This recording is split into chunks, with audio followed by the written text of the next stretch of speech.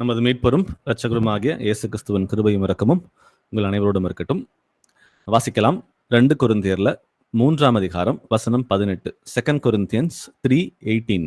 நாம் எல்லோரும் திறந்த முகமாய் கர்த்தருடைய மகிமையை கண்ணாடியிலே காண்கிறது போல கண்டு, ஆவியாய் இருக்கிற கர்த்தரால் அந்த சாயலாக தானே மகிமையின் மேல் மகிமை அடைந்து மறுரூபப்படுகிறோம். ஆமென். ஆமென். இந்த வசனம் நம்ம எல்லாரும் திறந்த முகமாய் கர்த்தருடைய மகிமையில் கண்ணாடியிலே காண்கிறது போல.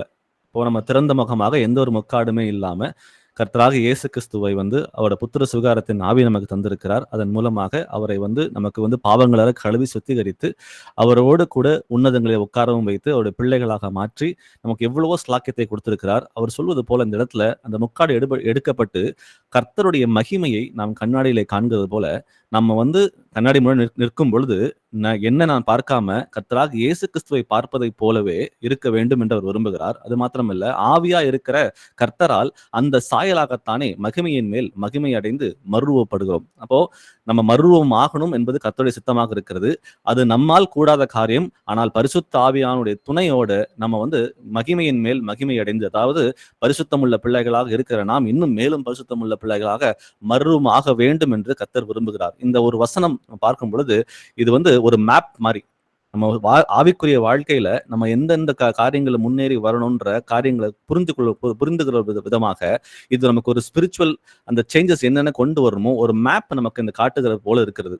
அப்போ நமக்கு தேவனை எப்படி பார்க்கிறோம், தேவன் நம்மை எப்படி பார்க்கிறார், பரிசுத்த ஆவியானவர் நம்ம கிட்ட என்னென்ன மாற்றங்களை கொண்டு வர விரும்புகிறார் என்ற காரியங்கள் எல்லாத்தையும் இந்த வசனங்கள் ரொம்ப ரொம்ப கிறிஸ்பா அது முடிக்கிறதாக இருக்கிறது.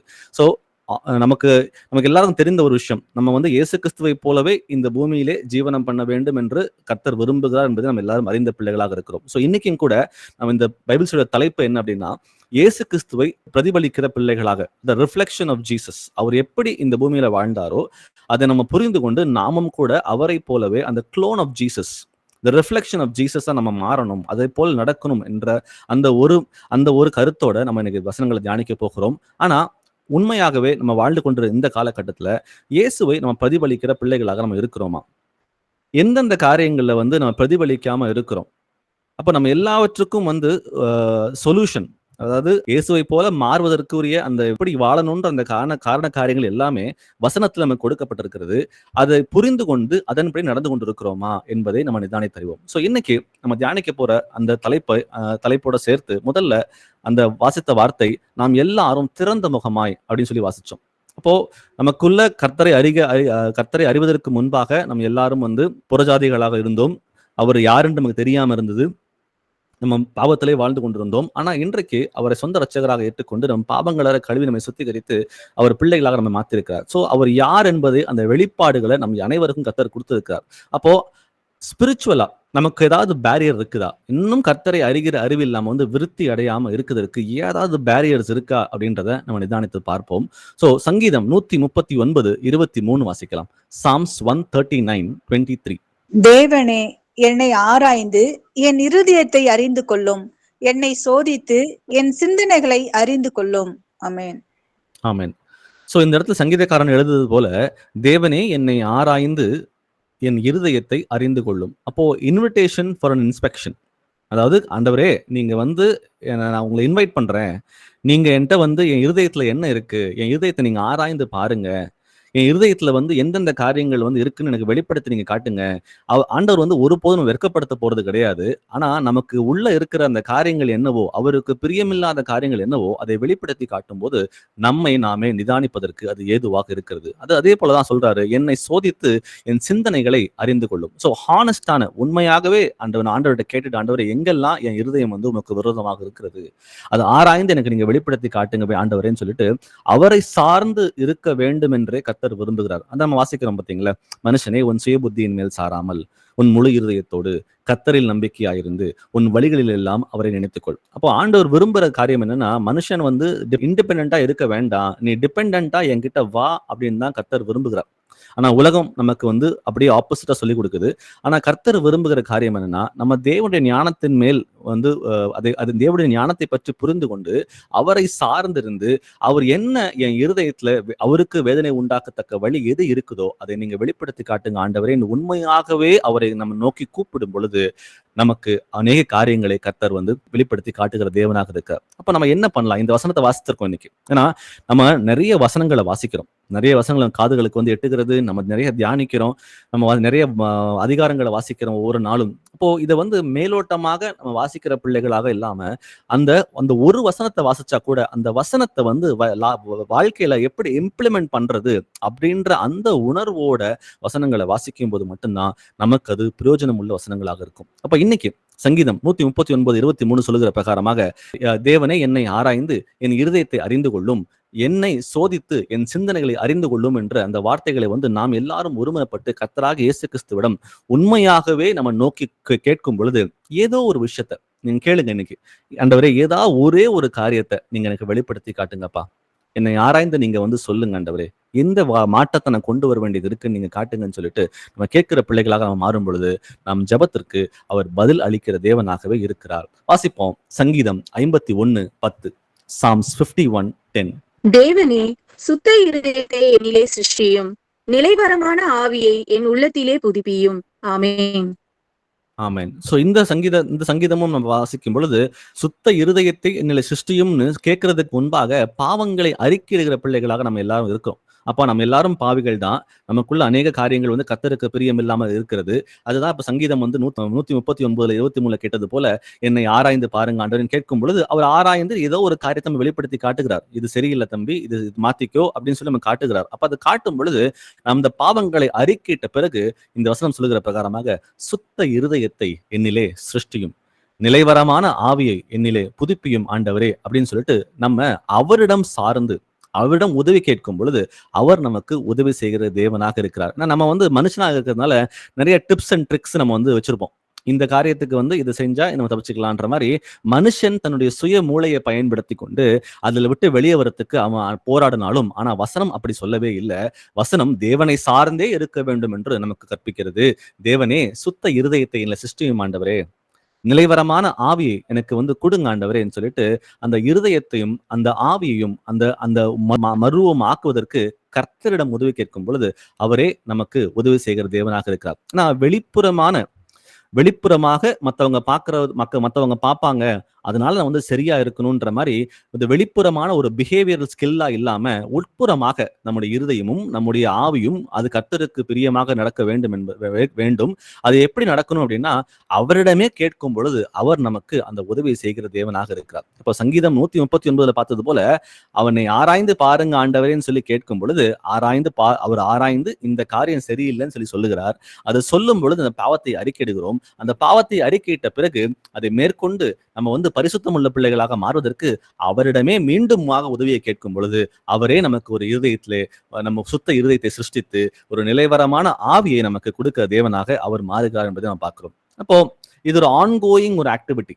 ஏதோ ஒரு நாள் நம்ம இது செய்கிற காரியம் இல்ல, நாடோறும் நான் பரிசுத்தமா இருக்கிறவன் மேலும் பரிசுத்தமாகட்டும், கண்ணாடியிலே காண்பது போல மகிமையின் மேல் மகிமை அடைகிறோம் என்று ஆரம்பத்துல பார்த்தோம். அப்போ இது ஒரு ஆன்கோயிங்கான ஒரு ஆக்டிவிட்டியாக இருக்குது. அப்ப அந்த growth வந்து ஒரு நாள்ல முடிய போறது இல்ல, இன்னும் மென்மேலும் வளரக்கூடிய அந்த அந்த அந்த மென்மேலும் வளர்வதற்கு நம்ம நம்மை நாமே ஒப்பு கொடுத்து கர்த்தரிடம் உதவி கேட்கும் பொழுது அவர் நமக்கு உதவி செய்கிற தேவனாகவே அவர் என்றென்றைக்கும் இருக்கிறார். அப்போ இன்னைக்கு கேளுங்க, இந்த வசனம் சொல்வது போல ஆண்டவரே ஒரு சுத்த இருதயத்தை எனக்கு தாங்க ஆண்டவரே, ஒரு நிலைவரமான ஆவி எனக்கு தாங்க ஆண்டவரேன்னு சொல்லி இந்த வசனங்கள் சொல்வது பிரகாரமே நம்ம கேட்டு பெற்றுக்கொள்ளும் பொழுது கர்த்தர் நமக்கு உதவி செய்கிறார். வாசிப்போம் ஏசாயா 6:5. ஐசாயா 6:5. அப்பொழுது நான் ஐயோ அதமானேன், நான் அசுத்த உதடுகளுள்ள மனுஷன், அசுத்த உதடுகளுள்ள ஜனங்களின் நடுவில் வாசமாயிருக்கிறவன், சேனைகளின் கர்த்தராகிய ராஜாவை என் கண்கள் கண்டதே என்றேன். ஆமென். இது ஒரு இப்போ ஏசாயா வந்து இந்த விஷயங்களை வந்து அவர் சொல்லுகிறார். சொல்லி முடிச்சுட்டு ஒரு ரெப்பெண்டன்ஸ்குள்ள வருகிறார். ரெப்பெண்டன்ஸ் வந்ததுக்கு அப்புறம் வந்து அவர் சுவிசேஷத்தை அறிவிக்கிறதுக்கு வெளியே கிளம்பி போகிறார். அப்போ இந்த இடத்துல நம்ம புரிஞ்சுக்க வேண்டிய காரியம் என்னன்னா, அந்த தேவன் நமக்கு அந்த பாவத்தை வெளிப்படுத்தி காட்டினதுக்கு பிறகு நம்முடைய ஃபீலிங், நம்முடைய எமோஷன்ஸ் எப்படி இருக்கணுமாம். இங்க வசனம் வந்து ஏசாயா 6:5 சொல்வது போல ஐயோ நான் அதமானேன், நான் அசுத்த உதடுகள் உள்ள மனுஷன், அசுத்த உதடுகள் உள்ள ஜனங்கள் நடுவிலே வாசம் பண்ணுகிறவன், சேனைகளின் கர்த்தராகிய ராஜாவே, என் கண்கள் கண்டதே அப்படின்னு சொல்லிட்டு நம்ம ஒரு பாவத்தை கர்த்தர் வெளிப்படுத்தி காட்டும் பொழுது இந்த மாதிரி ஒரு எமோஷன்ஸ், இந்த மாதிரி ஒரு ஃபீலிங் நமக்குள்ள வந்து இந்த இன்னர் மோட்டிவ்ஸ் இப்படி இருக்கணும்ன்றத நம்ம உணர்ந்து கொள்ளும் விதமாக தான் இந்த வார்த்தைகளை நம்ம தியானிக்கிறோம் இந்த இடத்துல. அப்போ நம்ம ரெஸ்பான்ஸ் எப்படி இருக்கணும்? நம்ம பார்த்து ஆண்டவர் வெளிப்படுத்தி காட்டுகிறார், இந்த மாதிரி இது சரியில்லை, இது தவறாக இருக்கிறது, இந்த பாவத்துக்கு நீ விழுந்துராத அப்படின்னு சொல்லி கர்த்தர் நமக்கு சொல்லி கொடுக்கும் பொழுது நம்முடைய ரெஸ்பான்ஸ் எப்படி இருக்கணும்னா, உடைந்த இருதயத்தோட, எங்க அப்பாவை நான் துக்கப்படுத்திட்டேன், இந்த காரியத்தின் மூலமா கர்த்தராக இயேசு கிறிஸ்து வேதனைப்பட்டிருப்பார், அவர் நான் ரொம்ப வந்து மனம் அடிய செய்துட்டேன்னு சொல்லிட்டு அந்த பயத்தோட, அந்த உடைந்த இருதயத்தோடு நம்ம கர்த்தரிடம் போகும்பொழுது, ஏன்னா அவர் விரும்புகிற காரியம் என்னன்னா, நம்ம கிட்ட ஹியூமிலிட்டி, அதாவது அந்த தாழ்மை, இந்த தாழ்மையோடு சேர்த்து கர்த்தரிடம் சார்ந்து இருக்கும் பொழுது அதுதான் அவர் விரும்புகிறதாக இருக்கிறது. அப்போ இந்த மனம் திரும்பி நம்ம வந்து அவரோட அருகாமையை போகும் பொழுது நம்ம இன்னும் கர்த்தர் எலிவேட் பண்றார், நம்ம இன்னும் அதிகமாக அவரை அறிகிற அறிவில வந்து அவர் வளரச் செய்கிறார். அது மாத்திரம் இல்லாம சத்தியத்தை கொண்டு போய் வெளியே சேர்க்கிறதுக்கு நம்ம எல்லாருக்கும் ஒரு கடமையும் அவர் கொடுத்திருக்கிறார். அதான் கர்த்தர் வந்து பரமேறுவதற்கு முன்பாக புறப்பட்டு போய் சகல ஜாதிகளும் சீஷராக்குன்னு சொல்லிட்டு சீஷர்களாகிய நம்மை பார்த்து அவர் சொல்லியிருக்கிறார். அப்போ நமக்குள்ள ஏதாவது ஒரு பாவம் இருந்துச்சுன்னா அந்த பாவம் வந்து நமக்கு ஒரு செட் பேக்கா இல்லாம, அந்த பாவத்தினால நம்ம வந்து கர்த்தருடைய ராஜ்யத்துக்குரிய வேலைகளை செய்ய விடாம சத்துருவானவன் குற்ற உணர்ச்சிக்குள்ள கொண்டு போய் நம்ம செய்ய விடாம தடை செய்வான். ஆனாலும் கூட அதை வந்து நம்ம வந்து நோக்கி பார்க்காம நம் பாவங்களை அறிக்கையிட்டு மனம் திரும்புதலோடு அந்த உடைந்த இருதயத்தோடு கர்த்தரை நோக்கி நம்ம போகும் பொழுது அவர் நம்மை வைத்து அநேக காரியங்களை செய்ய அவர் வல்லவராக இருக்கிறார். வாசிப்போம் 1 யோவான்ல 1ஆம் அதிகாரம் வசனம் 9, 1 John 1:9. நம்முடைய பாவங்களை நாம் அறிக்கையிட்டால் பாவங்களை நமக்கு மன்னித்து எல்லா அநியாயத்தையும் நீக்கி நம்மை சுத்திகரிப்பதற்கு அவர் உண்மையும் நீதியும் உள்ளவராய் இருக்கிறார். ஆமென். நம்ம எல்லாருக்கும் மனப்பாடமாக தெரிகிற இந்த வசனம், நம்ம வந்து இந்த வசனம் இது வந்து ரொம்ப பவர்ஃபுல். ஏன்னா நம்முடைய ஃபெய்த் இது மேல பில்ட் ஆயிருக்குது. நம்ம எந்த பாவத்தை அறிக்கையிட்டாலும் நம்ம தேவன் வந்து அதை மன்னிப்பதற்கு உண்மையும் நீதியும் உள்ளவர் என்பதை பார்க்கிறோம். ஆனாலும் ஒரு கண்டிஷன் இருக்கு, இந்த ப்ராமிஸ் ஃபுல்ஃபில் ஆகிறதுக்கு ஒரு கண்டிஷன் இருக்கு, நம் பாவங்களை அறிக்கையிட்டால். இப்ப முதல்ல பாவம் அப்படின்ற ஒரு உணர்வு வரணும். பொதுவா நம்ம எல்லாரும் ஜென்ரலா என்ன பண்றோம் அப்படின்னா, இந்த ஆண்டவரே இன்னைக்கு நாள் மூலம் என் கூட இருந்தீங்க ஆண்டவரே, நான் நிறைய பாவங்கள் செய்திருக்கிறேன், இந்த பாவத்துக்காக என்னை நீங்க மன்னிங்க ஆண்டவரேன்னு சொல்லிட்டு ரொம்ப பொதுவா நம்ம என்ன பண்றோம்னா, சில பாவங்களை வந்து எந்த பாவன்ற உணர்வே இல்லாம நம்ம வந்து வாயார சும்மா மேலாப்புல என் பாவங்களை அறிக்கையிடுங்க ஆண்டவரேன்னு சொல்லிட்டு நம்ம அறிக்கையிடுறோம். அது கர்த்தருக்கு பிரியமானது ஒருபோதும் அல்ல. அவர் ரொம்ப ஸ்பெசிபிக்கா அவர் சொல்றார், எந்த பாவத்துக்கு நம்ம மனம் திரும்பணுமோ அந்த பாவத்தை வந்து வாயார அறிக்கையிட்டு அந்த பாவத்தை அறிக்கையிடும் போது மட்டும்தான் அவர் நமக்கு பாவத்தை மன்னிக்கிற தேவனாக இருக்கிறார். ஆனா தேவன் வந்து அது உண்மை உள்ளவர், அவர் நீதி உள்ளவர், அவர் சொன்னதை செய்து முடிக்கிற தேவன் தான். அவர் ஒரு முறை சொல்லிட்டாரு, நீ ஒரு பாவம் செய்திருக்கிற, அந்த பாவம் தவறுன்ற உணர்ந்து நீ அறிக்கையிடும் பொழுது அது எப்பேற்பட்ட பாவமா இருந்தாலும் சரி, அது எல்லாவற்றையும் கர்த்தர் வந்து அது மன்னிக்கிற தேவன் என்பதை நாம் பார்க்கிறோம். இந்த இடத்துல அவர் மன்னிக்கிறது மாத்திரமல்ல, சுத்திகரிப்பதற்கு அவர் உண்மையும் நீதியும் உள்ளவராக இருக்கிறார். So he forgives and cleanses அப்படின்றத இங்க சொல்லுது. அப்போ இது வந்து பெரிய ப்ராசஸ் இல்லை. இப்போ வந்து ஒரு தவறு செய்யறோம், தவறு நம்ம கண்களை கர்த்தருக்கு முன்னாடி அருவருப்பாக இருக்கிறது, அவருக்கு பிடிக்கல, நமக்கு உணர்வு வந்த பிறகு நான் இனிமே செய்ய மாட்டேன் என்ன மன்னிங்கன்னு சொல்லிட்டு நம்ம வந்து வாயார அறிக்கையிட்டு அடுத்த நிமிஷமே, இது பெரிய ப்ராசஸ் இல்லை, இம்மீடியட்டா என்ன பண்றார் ஆண்டவர், நம்ம பாவங்களை மன்னிக்கிறார், அவர் திரும்ப நம்ம ரெஸ்டோர் பண்றார். அவரை வந்து அவர் அருகாமையிலே போவதற்கு நம்ம இம்மீடியட்டா இன்ஸ்டன்டா நம்ம ரெஸ்டோர் பண்ணி அவர் என்ன பண்றாரு, திரும்ப கனெக்ட் பண்றார் அவரோட கூட. அப்போ பாவங்கள் தான் நமக்கும் அவருக்கும் வந்து ஒரு பெரிய நடுசுவரை உண்டாக்குகிறது. அதுதான் நம்ம அவரை விட்டு பிரிக்கிறது. ஏன்னா அவர் பரிசுத்தம் உள்ளவராக இருக்கிறார், நாம் அசுத்தமாக இருந்து அவர் அருகில போக முடியாது என்பதை நம்ம எல்லாரும் அறிந்தவர்களாக இருக்கிறோம். அப்போ நம்மையும் அவரையும் பிரிக்கிற அந்த பாவம், அதை வந்து அறிக்கையிடும் பொழுது, மனம் திரும்பி அதை அறிக்கையிடும் பொழுது அவர் இன்ஸ்டன்டா அதை மன்னிக்கிறார். அது மன்னிப்பது மாத்திரமல்ல, நம்ம சுத்திகரிக்கிறார். சுத்திகரித்தது மட்டுமல்லாமல் திரும்ப அவரோட கூட நம்மை ஒப்புரவாக்குகிறார். நம்முடைய தேவன் அப்பேற்பட்ட தேவனாக இருக்கிறார் என்பதை நம்ம இந்த வசனங்கள் மூலமா புரிஞ்சுக்கிறோம். அப்போ இன்னைக்கு இந்த வசனங்கள் மூலமா புரிஞ்சுக்கொண்ட ஒரே ஒரு விஷயம் என்னன்னா, ஸ்பெசிபிக்ஸ், எந்த காரணத்துக்கு எந்த பாவத்துக்கு மன்னிப்பு கேட்கிறோன்ற அந்த உணர்வோட அதை வாயார அறிக்கையிட்டு இனிமே அதை செய்ய மாட்டாண்டவரே, எனக்கு ஒரு நிலைவரமான ஆவியை கொடுங்க அப்படின்னு சொல்லி அவர்கிட்ட கேட்டு நம்ம பெற்றுக்கொள்ளும் பொழுது அவர் வந்து சந்தோஷத்தோட நம்ம பாவங்களை மன்னித்து சுத்திகரிக்கிற தேவனாக இருக்கிறார்னு பாக்குறோம். வாசிப்போம் யாக்கோபு 4ஆம் அதிகாரம் வசனம் 8, ஜேம்ஸ் 4:8. தேவனிடத்தில் சேருங்கள், அப்பொழுது அவர் உங்களிடத்தில் சேருவார். பாவிகளே, உங்கள் கைகளை சுத்திகரியுங்கள், இருமனம் உள்ளவர்களே, உங்கள் இருதயங்களை பரிசுத்தமாக்குங்கள். ஆமென். ஆமென். சோ எனக்கும் தேவனுக்கும் பிரிவு உண்டாக்குகிறது தேவன் அல்ல. எனக்கும் அவருக்கும் பிரிவு உண்டாக்குகிறது நான் தான். சோ இந்த வசனம் சொல்லுது பாத்தீங்களா, தேவனிடத்தில் சேருங்கள், அப்பொழுது அவர் உங்களிடத்தில் சேருவார். சோ நான் தான் தேவனை விட்டு விலகி போயிருக்கிறேன். அப்ப நான் தான் அவர் அருகாமையிலே வரணும். அவர் அருகாமையிலே வந்தார், அவர் உடனே என் பக்கத்துல வருவார். அப்போ அந்த இளைய குமாரனுடைய கதையை நம்ம எல்லாரும் தெரிஞ்சதுதான். அந்த இளைய குமாரன் எப்படி ஒரு ஒரு தூரதேசத்துக்கு போய் பன்றிகளுக்கு கிடைக்கக்கூடிய சாப்பாடு கிடைக்காம, எங்க அப்பா வீட்டுக்கு நான் போறேன், ஆனா மகனாக இல்ல, ஒரு வேலைக்காரனாக நான் போகிறேன் அப்படின்னு சொல்லிட்டு அவன் கிளம்பி போகிறான். போய் அவன் ரொம்ப தூரம் கடந்து வந்து அவருடைய வீட்டுடைய அந்த அந்த என்ட்ரன்ஸ்குள்ள முன்பாக வரும் பொழுது அந்த தகப்பன் ஏறிட்டு பார்த்து தன் மகன் வருகிறான் என்று தெரிந்து எப்படி அவர் ஓடி போய் அவரை கட்டி அணைத்து மகன் ஸ்தானத்துக்கு எப்படி அவர் கொடுத்தாரோ அந்த ஸ்டெப்பை எடுத்து வச்சது முதல்ல மகன் தான் கிளம்பி வரான். ஆனா மகன் வருவதை பார்த்து உடனே கைகளை விரித்து கொண்டு எப்படி என் தகப்பன் போய் அந்த மகனை கட்டி அணைத்து மகன் என்ற ஸ்தானத்தை கொடுத்தாரோ அதே போல நமக்கும் கூட நம்ம கர்த்தரிடமிருந்து பிரிந்து ஏதோ ஒரு பாவத்தின் மூலமாக நம்ம பிரிந்து இருக்கிற சூழ்நிலை இருக்குன்னு நம்ம உணர்வு வரும் பொழுது அந்த பாவங்களை அறிக்கையிட்டு அவர் அருகாமையிலே போகும் பொழுது அப்பொழுது அவர் உங்களிடத்தில் சேருவார். அப்போ பாவிகளே, உங்கள் கைகளை சுத்திகரியுங்கள், இரு மனம் உள்ளவர்களே உங்கள் இருதயங்களை சுத்திகரிங்கள். சோ பிசிக்கல் அண்ட் எமோஷனல் ரெண்டையுமே அவர் என்ன பண்றாரு இந்த இடத்துல, நீங்க சுத்திகரிங்க, நீங்க பாவத்துல இருக்காதீங்க. ஆனா இந்த தேவனுடைய அந்த ஆக்ஷன் இருக்கு பாத்தீங்களா, இது ஏதோ நடக்குமா நடக்காதா, இவர் செய்வாரா இவர் செய்ய மாட்டாரா அப்படின்ற எந்த ஒரு கன்க்ளூஷனுக்குள்ளே நம்ம யாரும் போக தேவையே இல்லை. அவர் சொன்னதை செய்து முடிக்கிற தேவன் தான். இந்த வார்த்தைகள் அந்த யாக்கோபு 4:8 அந்த முதல் அந்த சில வார்த்தைகளை பார்க்கும் பொழுது அவர் சொல்றாரு, தேவனிடத்தில் சேருங்கள், அப்பொழுது அவர் உங்களிடத்தில் சேருவார். ஃபுல் ஸ்டாப், முடிஞ்சது. அவர் சொன்னதை செய்கிற தேவன் தான். அப்போ நம்மையும் தேவனையும் பிரிக்கிற அந்த காரியங்கள் என்ன இருக்கு என்பதை நம்மை நாமே நிதானித்தறிவோம். சோ நம்ம ஏதாவது ஒரு இச்சைகள் மூலமாகவோ பிசாசின் தந்திரங்கள் மூலமாக நம்ம விழுந்து போயிருந்தா நம்மை நாமே மறைத்துக் கொள்வதற்கு தேவையில்லை, ஒரு குற்றவுணர்ச்சிக்குள் இருக்க தேவையில்லை.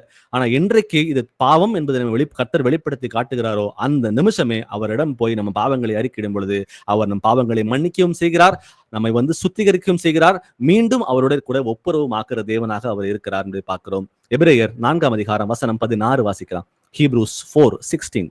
ஆதலால் நாம் இரக்கத்தை பெறவும் ஏற்ற சமயத்தில் சகாயம் செய்யும் கிருபையை அடையவும் தைரியமாய் கிருபாசன தண்டையிலே சேர கடவோம்.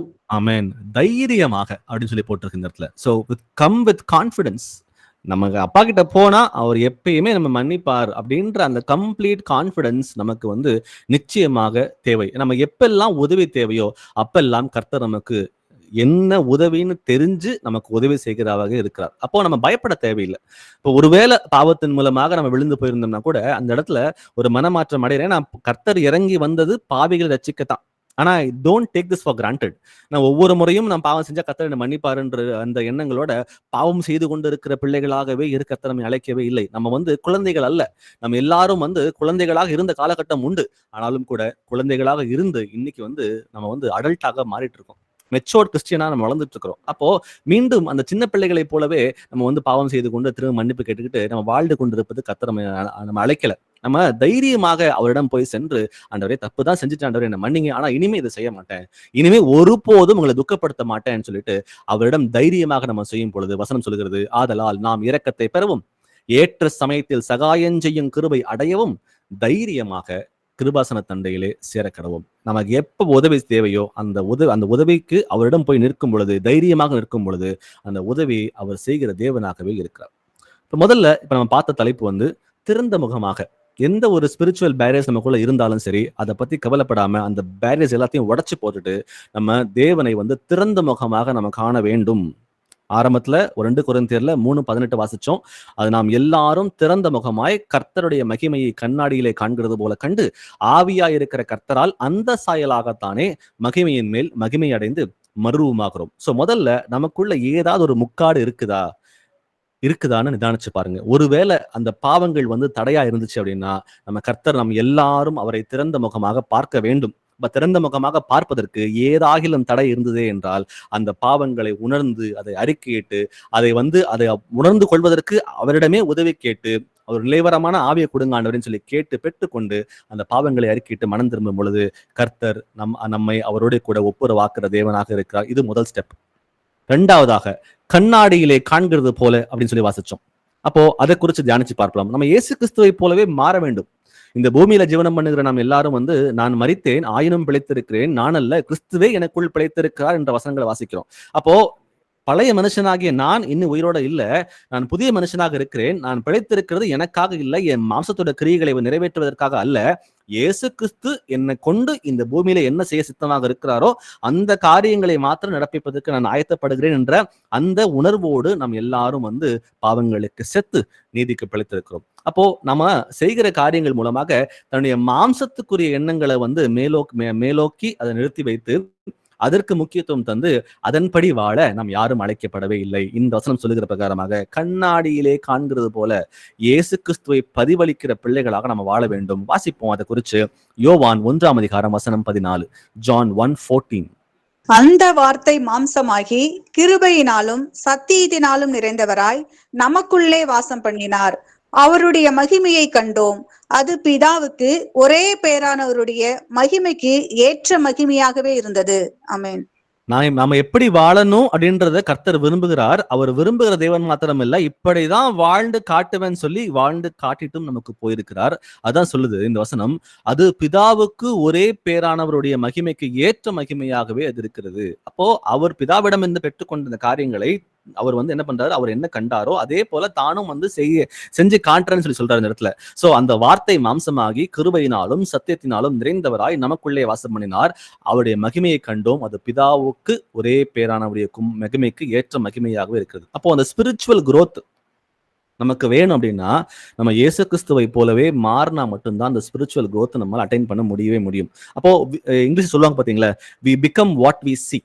நம்ம எதை பார்க்கிறோமோ நம்ம அதவாதான் நம்ம மாறுவோம் அப்படின்னு சொல்லி பார்க்கிறோம். அப்ப அது போல கண்ணாடியிலே காண்கிறது போல அப்படின்னு சொல்லி பார்க்கிறோம் இங்க. அப்போ நம்ம கண்ணாடியில பார்க்கும் பொழுது நம்ம முகத்தை பார்க்காம இயேசு கிறிஸ்து அந்த இடத்துல இருந்தா அவர் என்ன செஞ்சிருப்பார் அப்படின்ற அந்த எண்ணங்களோடு நம்ம ஒவ்வொரு காரியங்களையும் செய்யும் பொழுது நம்ம நம்ம இயேசு கிறிஸ்துவை போலவே மாறுவதற்கு அது வாய்ப்புகள் இருக்கு.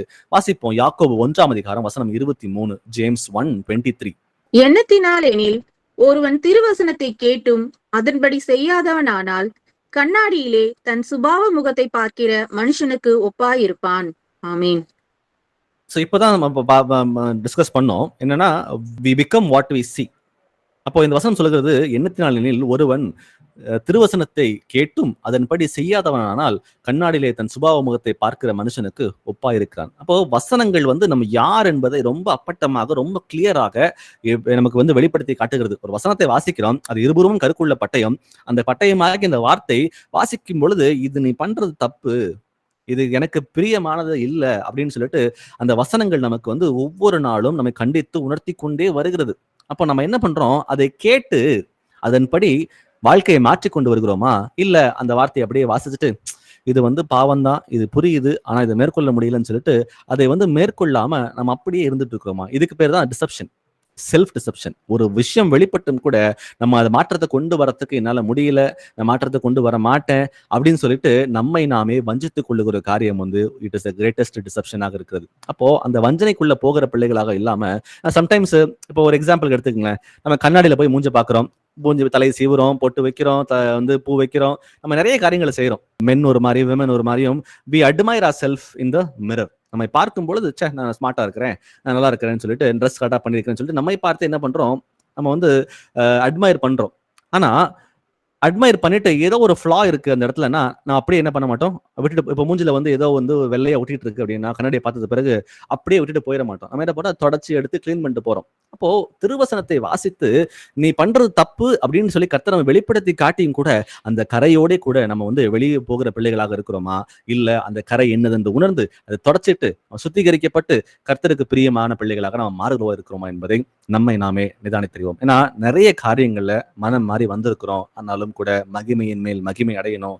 கண்ணாடியிலே காண்கிறது போல இயேசு கிறிஸ்துவை பார்க்கிறது போல நம்மை பார்க்கும் பொழுது நம்ம தென்படணும், நமக்கே கண்ணுல தெரியணும். அப்ப அந்த அளவுக்கு அந்த நம்ம மருவமாகி வரணும்னு சொல்லி கர்த்தர் விரும்புகிறார். அப்போ வசனங்களை வாசிக்கும் பொழுது நம்ம வசனத்தோட முடிவு, இன்னைக்கு வசனம் வாசிக்கிறீங்க, ஒரே வசனம் தான் வாசிக்கிறீங்க கூட அந்த வசனத்தோட முடிவு வரும் பொழுது இந்த வசனம் இப்படி சொல்லுகிறது, இதன் மூலமாக ஏதோ ஒரு மாற்றத்தை நான் கொண்டு வரணும், அந்த மாற்றம் கீழ்ப்படிதல் மூலமாக கர்த்தருக்கு பிரியமாக அவர் கீழ்ப்படிந்திருந்து அந்த மாற்றத்தை நான் கொண்டு வருவேன்ற அந்த எண்ணத்தோட அந்த வசனத்தை வாசிச்சு முடிச்சோம் அப்படின்னா நம்ம கண்டிப்பா கர்த்தரை போலவே நம்ம மறுரூபமாகறதுக்கு வாய்ப்பு இருக்கு. இல்ல மேலாப்புல வாசிச்சுட்டு இது சொல்லுது, இது வந்து மாற்றம் கொண்டு வர முடியுமா முடியலையான்னு சொல்லிட்டு நம்ம இதை கடந்து போகிற பிள்ளைகளாக இருந்தா நம்மை நாமே வஞ்சித்து கொண்டிருக்கிற பிள்ளைகளாக இருப்பதற்கு அநேக வாய்ப்புகள் இருக்கு. ஏன்னா ஆப்பர்ச்சுனிட்டி கர்த்தர் ஒவ்வொரு நாளும் கொடுக்கிறார்.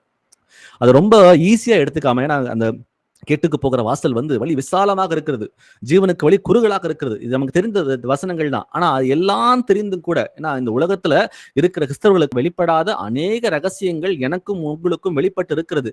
எல்லாம் வெளிப்பட்ட பிறகும் கூட நம்ம வந்து ரொம்ப லெத்தார்ஜிக்கா, ரொம்ப லேசியா, இர்ரெஸ்பான்சிபிளா, எதை குறிச்சும் கவலைப்படாம, ஆண்டவர் சொல்றாரு, தேவன் தன்னை பரியாசம் பண்ண ஒட்டார் அப்படின்னு சொல்லிட்டு.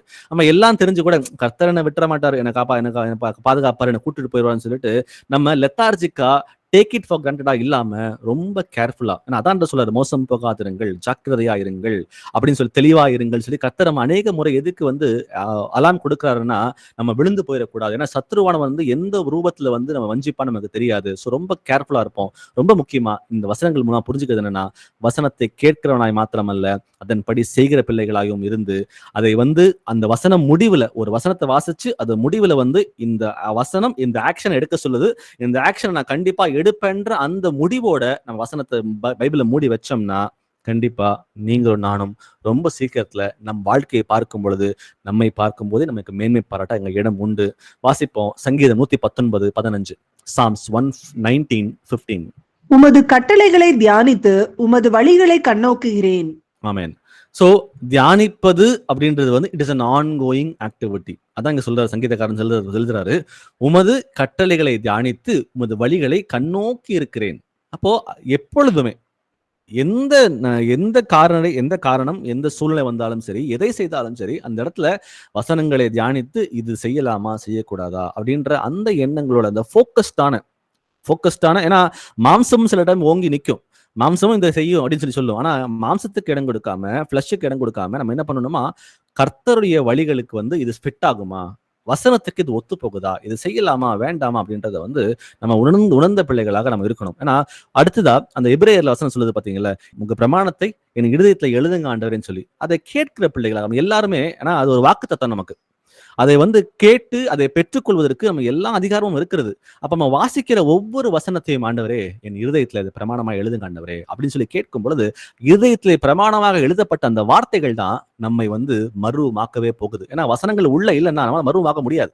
அப்போ வசனங்கள் உள்ள வரணும்னா அதுக்கு அதிகமாக நம்ம வாசிக்கணும். அதை வரைக்கும் வாசிக்கிற பிள்ளைகளாக இல்லாம அதை தியானிக்கிற பிள்ளைகளாக இருந்து, அந்த வசனத்தை கர்த்தராகிய இயேசுவே என் ஆண்டவரே என் இருதயத்திலே இந்த வார்த்தைகளை பிரமாணமாக எழுதுங்கப்பா அப்படின்னு சொல்லி கேட்கும் பொழுது, அந்த வார்த்தை நம் இருதயத்திலே வந்து அது ஸ்டோர் ஆகுது. அப்ப அதை வந்து நம்ம இதயத்துல வந்து ஆண்டவர் வைக்கும் பொழுது, ஒவ்வொரு முறையும் நம்ம எந்த காரியம் செய்தாலும் சரி, அந்த வார்த்தை நமக்கு வந்து சில காரியங்களை கற்பிக்கும். அதன் மூலமாக நாம் மறுரூபமாக முடியும். அப்போ கண்ணாடியிலே காண்றது போல நம்ம வந்து இயேசு கிறிஸ்துவை போலவே மாறுவதற்கு அதை வந்து வாய்ப்பு இருக்கு. அப்போ இன்னைக்கு நம்ம எல்லாரும் ரொம்ப பிஸியா இருக்கோம். எல்லாருக்கும் எவ்வளவோ வேலைகள் இருக்கு, எவ்வளவு டிஸ்ட்ராக்ஷன்ஸ் இருக்கு. அந்த டிஸ்ட்ராக்ஷன்ஸ்ல வந்து ரொம்ப ஹரிபரியா வசனங்களை வாசிச்சு, நான் சில டைம் வந்து இன்னைக்கு ஒரு அதிகாரம் வாசிக்கலைன்னா எனக்கு நாள் விளங்காது, அதனால ஒரு அதிகாரம் வாசிச்சுட்டு அடுத்த வேலையை நான் பார்க்கிறேன்ற மாதிரி அந்த கமிட்மெண்ட்டுக்குள்ள வந்து நம்ம வாசிக்காம, அந்த ரொம்ப நமக்கு எவ்வளவு பிஸினஸ் இருந்தாலும் சரி, கர்த்தருக்கு கொடுக்க வேண்டிய நேரத்தை கொடுத்து, ப்ளீஸ் மேக் டைம், அந்த கர்த்தருக்கு கொடுக்க வேண்டிய அந்த நேரத்தை கொடுத்து, நம்ம ரொம்ப அவசரப்பட்டு வசனங்களை வாசிக்காம, ஏதோ வாசிச்சு முடிச்சிடணும் அப்படின்ற மாதிரி வாசிக்காம, ஆழ்ந்து தியானித்து, இந்த வசனத்தின் மூலமா கர்த்தர் என்கிட்ட என்ன பேச வராருன்ற அந்த விஷயங்களை புரிஞ்சுக்கிட்டு அந்த பைபிளை எடுத்து மூடும் பொழுது, இன்னைக்கு இந்த ஒரு மாற்றத்தை கர்த்தர் எனக்கு சொல்லி இருக்கிறார், இதை நான் மாற்றத்தை கொண்டு வருவேன்ற அந்த உணர்வோடு நம்ம செய்யும் பொழுது நம்ம எல்லாரும் மறுரூபமாகிறது உறுதி. வாசிப்போம் யோசுவா 1:8. ஜோஷுவா 1:8. இந்த நியாயப்பிரமாண புஸ்தகம் உன் வாயை விட்டு பிரியாதிருப்பதாக, இதில் எழுதியிருக்கிறவர்களின்படியெல்லாம் நீ செய்ய கவனமாய் இருக்கும்படி இரவும் பகலும் அதை தியானித்துக் கொண்டிருப்பாயாக. அப்பொழுது நீ உன் வழியை வாய்க்க பண்ணுவாய், அப்பொழுது புத்திமானாயும் நடந்து கொள்ளுவாய். ரொம்ப இந்த வார்த்தைகள் பாத்தீங்கன்னா இந்த வசனத்துல வந்து 2 தடவை கண்டிஷன்ஸ் வருது, அப்பொழுது அப்படின்னு சொல்லிட்டு. அப்போ நீ உன் வழியை வாக்கிய பண்ணுவாய், நீ புத்திமானாய் நடந்து கொள்வாய் அப்படின்ற அந்த கண்டிஷன் ஃபுல்ஃபில் ஆகணும்னா, இந்த நியாயப்பிரமாண புஸ்தகம் உன் வாயை விட்டு பிரியாதிருப்பதாக, இதில் எழுதியிருக்கிறவைகள் படியெல்லாம் நீ செய்ய கவனமாய் இருக்கும்படி இரவும் பகலும் அதை தியானித்துக் கொண்டு இருப்பாயாக. அப்ப இப்போ இது திரும்பவும் சொல்றேன், இது ஒரு நாள் செய்கிற காரியம் இல்ல. இயேசு கிறிஸ்து 2ஆம் வருகையிலே வெளிப்பட போகிற அந்த நாள் மட்டுமாக நாடோறும் கன்சிஸ்டன்ட்டா நம்ம வந்து என்ன பண்ணுவோம், we have to engage ourselves in reading the word of God. அந்த வசனங்களை வந்து வாசிச்சு அதுல வந்து பிரியமாக இருந்து அது பிரியமாக இருந்து அந்த வசனங்கள் இதயத்திலே பிரமாணமாக எழுதும் பொழுது நம்ம வாழ்க்கையில நம்ம எடுக்கிற ஒவ்வொரு முடிவும் வந்து கர்த்தருக்கு பிரியமானதாகவே இருக்கும். It shapes our decision.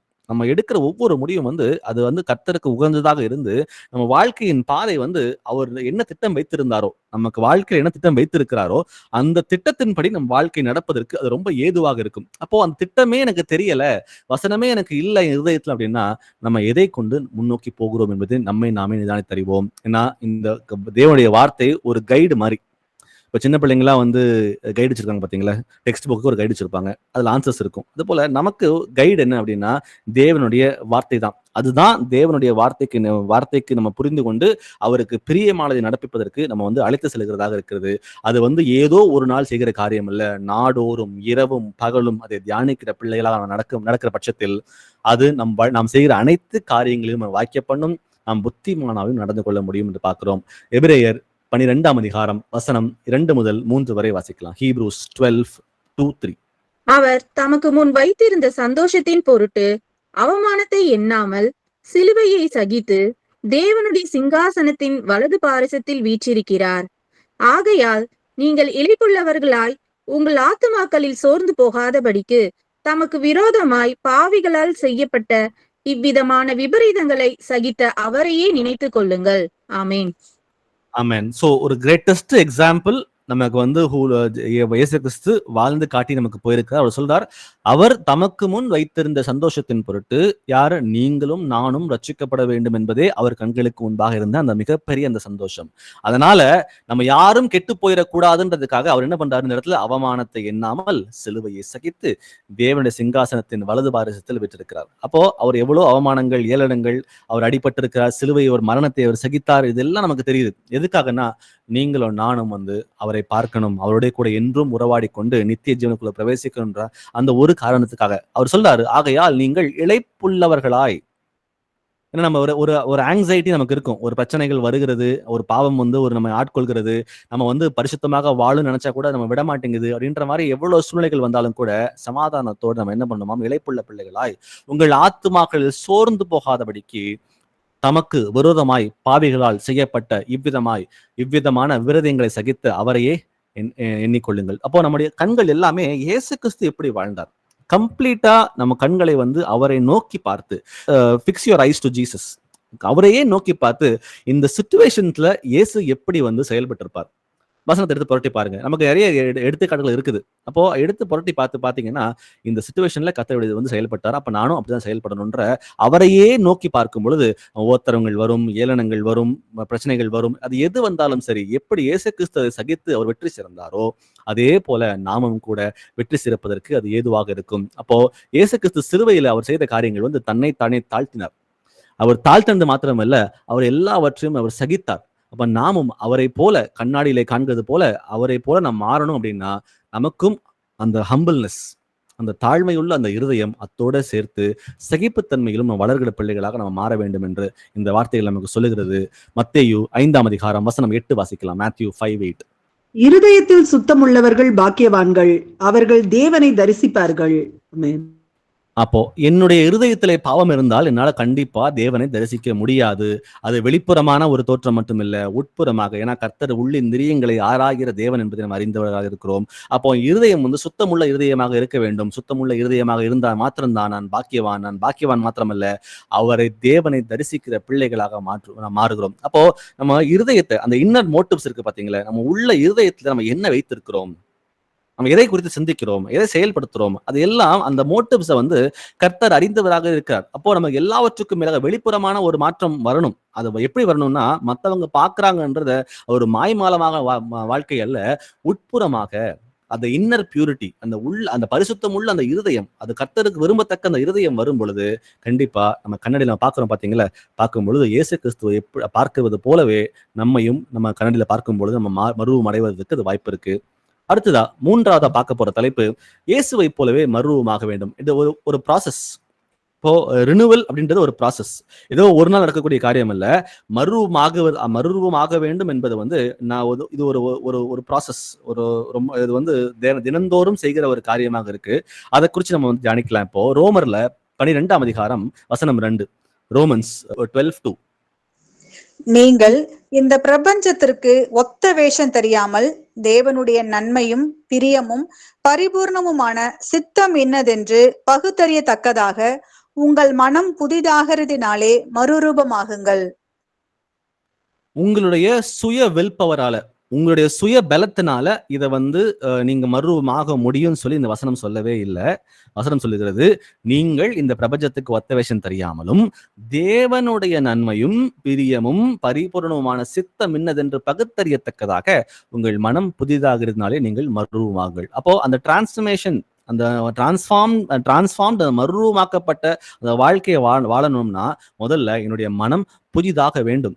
அப்போ அந்த ரினியூடு மைண்டு தான் கர்த்தர் விரும்புகிறது. அப்போ அவர் அந்த ரினியூடு மைண்டு, அந்த புதுப்பிக்கப்பட்ட அந்த அந்த மனதுக்குள்ள வரணும் அப்படின்னா அவருடைய சித்தம் இன்னதென்று நம்ம பகுத்தறிகிற பிள்ளைகளாக அதை புரிந்துக்கிட்டு அதுக்கப்புறம் கொஞ்சம் கொஞ்சமா மாற்றத்தை என்ன அவர் வந்து கொண்டு வர விரும்புகிறாரோ அந்த மாற்றத்தை நம்ம வந்து கொண்டு வருகிற பிள்ளைகளாக நம்ம மாற வேண்டும் என்று இங்க பார்க்கிறோம். இப்போ இந்த உலகத்துக்குரிய காரியம் இருக்கு பாத்தீங்களா, ஒரு சின்ன ஒரு விஷயம் சொல்றேன். இந்த உலகத்துல வாழ்ந்துட்டு இருக்கிறோம். இந்த உலகத்துல சில பேட்டர்ன்ஸ் இருக்கும், சில காரியங்கள் இருக்கும், அது நம்ம பிடிச்சிருக்கும், அதை வெறுத்து ஒதுக்கி நம்ம வந்திருப்போம். ஆனா அந்த பேட்டர்ன்ஸை வந்து நமக்கு வசனங்களுக்கு வந்து முக்கியத்துவம் தராம அந்த பேட்டர்ன்ஸுக்கோ அந்த உலகத்துக்குரிய காரியங்களுக்கோ நம்ம முக்கியத்துவம் கொடுத்து லைட்டா இது நல்லா இருக்கே அப்படின்னு நினைச்சிட்டோம் வச்சுங்களேன், இது ஸ்பாஞ்ச் மாதிரி அப்படியே அப்சர்வ் ஆயிரும். திரும்ப ரிப்பீட் பண்றேன், இந்த உலகத்துல நிறைய வந்து இச்சைகள்ல விழுகிறதுக்கு, பாவத்தை விழுகிறதுக்கு பிசாசானவன் நிறைய தந்திரங்களை வைத்திருக்கான். அதுல அநேக தந்திரங்களை நாம் எல்லாரும் மேற்கொண்டு வெற்றி சிறந்து வந்திருக்கிறோம். அப்போ வெற்றி சிறந்து வந்ததுனால திரும்ப அந்த இச்சைகளை உண்டாக்குறதுக்கு சத்துரு முற்படும் பொழுது நம்ம வந்து நிதானித்து கேர்ஃபுல்லா இருக்கணும். நம்ம கேர்ஃபுல்லா இல்லாம, ஒரு சின்ன எக்ஸாம்பிள் சொல்றேன். சினிமா பாட்டு நம்ம எங்கேயாவது போகிறோம், நம்ம அந்த சினிமாக்கள் நம்ம பார்க்கறதும் இல்லை, அந்த பாட்டு கேட்கறதும் கிடையாது. ஆனா எங்கேயோ நம்ம வந்து போற இடத்துல வந்து ஒரு பஸ்லயோ இல்லை ஏதோ ஒரு இடத்துக்கோ நம்ம போகும் பொழுது சினிமா பாட்டு பாடுது. அப்போ நம்ம என்ன பண்ணுவோம், நம்மளே அறியாம அந்த பழைய ஆவி உள்ள வரத்துக்கு நம்ம இடம் கொடுக்குறோம். ஏன்னா நம்மளே தெரியாம ஒரு சின்ன ஒரு ஹம்மிங், அந்த பாட்டு அப்படியே ஒரு மியூசிக், ஒரு டியூனை போட்டுக்கிட்டு நம்ம என்ன பண்றோம், அப்படியே கேட்போம். அப்போ நமக்கே தெரியும் இது தப்பு பண்றோம் அப்படின்னு நமக்கு தெரியும். இருந்தாலும் அந்த தப்பு வந்து நல்லா இருக்கே, இதுல என்ன பெரிய தப்பா, இது செஞ்சா என்ன அப்படின்னு சொல்லிட்டு என்ன பண்ணும், காம்ப்ரமைஸ் பண்ண நம்ம ஆரம்பிச்சிடும். இப்போ எதுக்கு சொல்ல வரேன்னா, இது ஒரு ஸ்பாஞ்ச் மாதிரி. இந்த உலகத்துக்குள்ள இருக்கிற அந்த இச்சைகளை உண்டு பண்ணுகிற, நம்ம ஜெயிச்சு வந்த அந்த பாவங்கள் எல்லாமே நம்ம வந்து திரும்பி நமக்குள்ள வாழ்க்கையில வரும் பொழுது நம்ம மைண்ட் வந்து ஒரு ஸ்பாஞ்ச் மாதிரி அதை அப்படியே அப்சர்வ் பண்ணிடும்.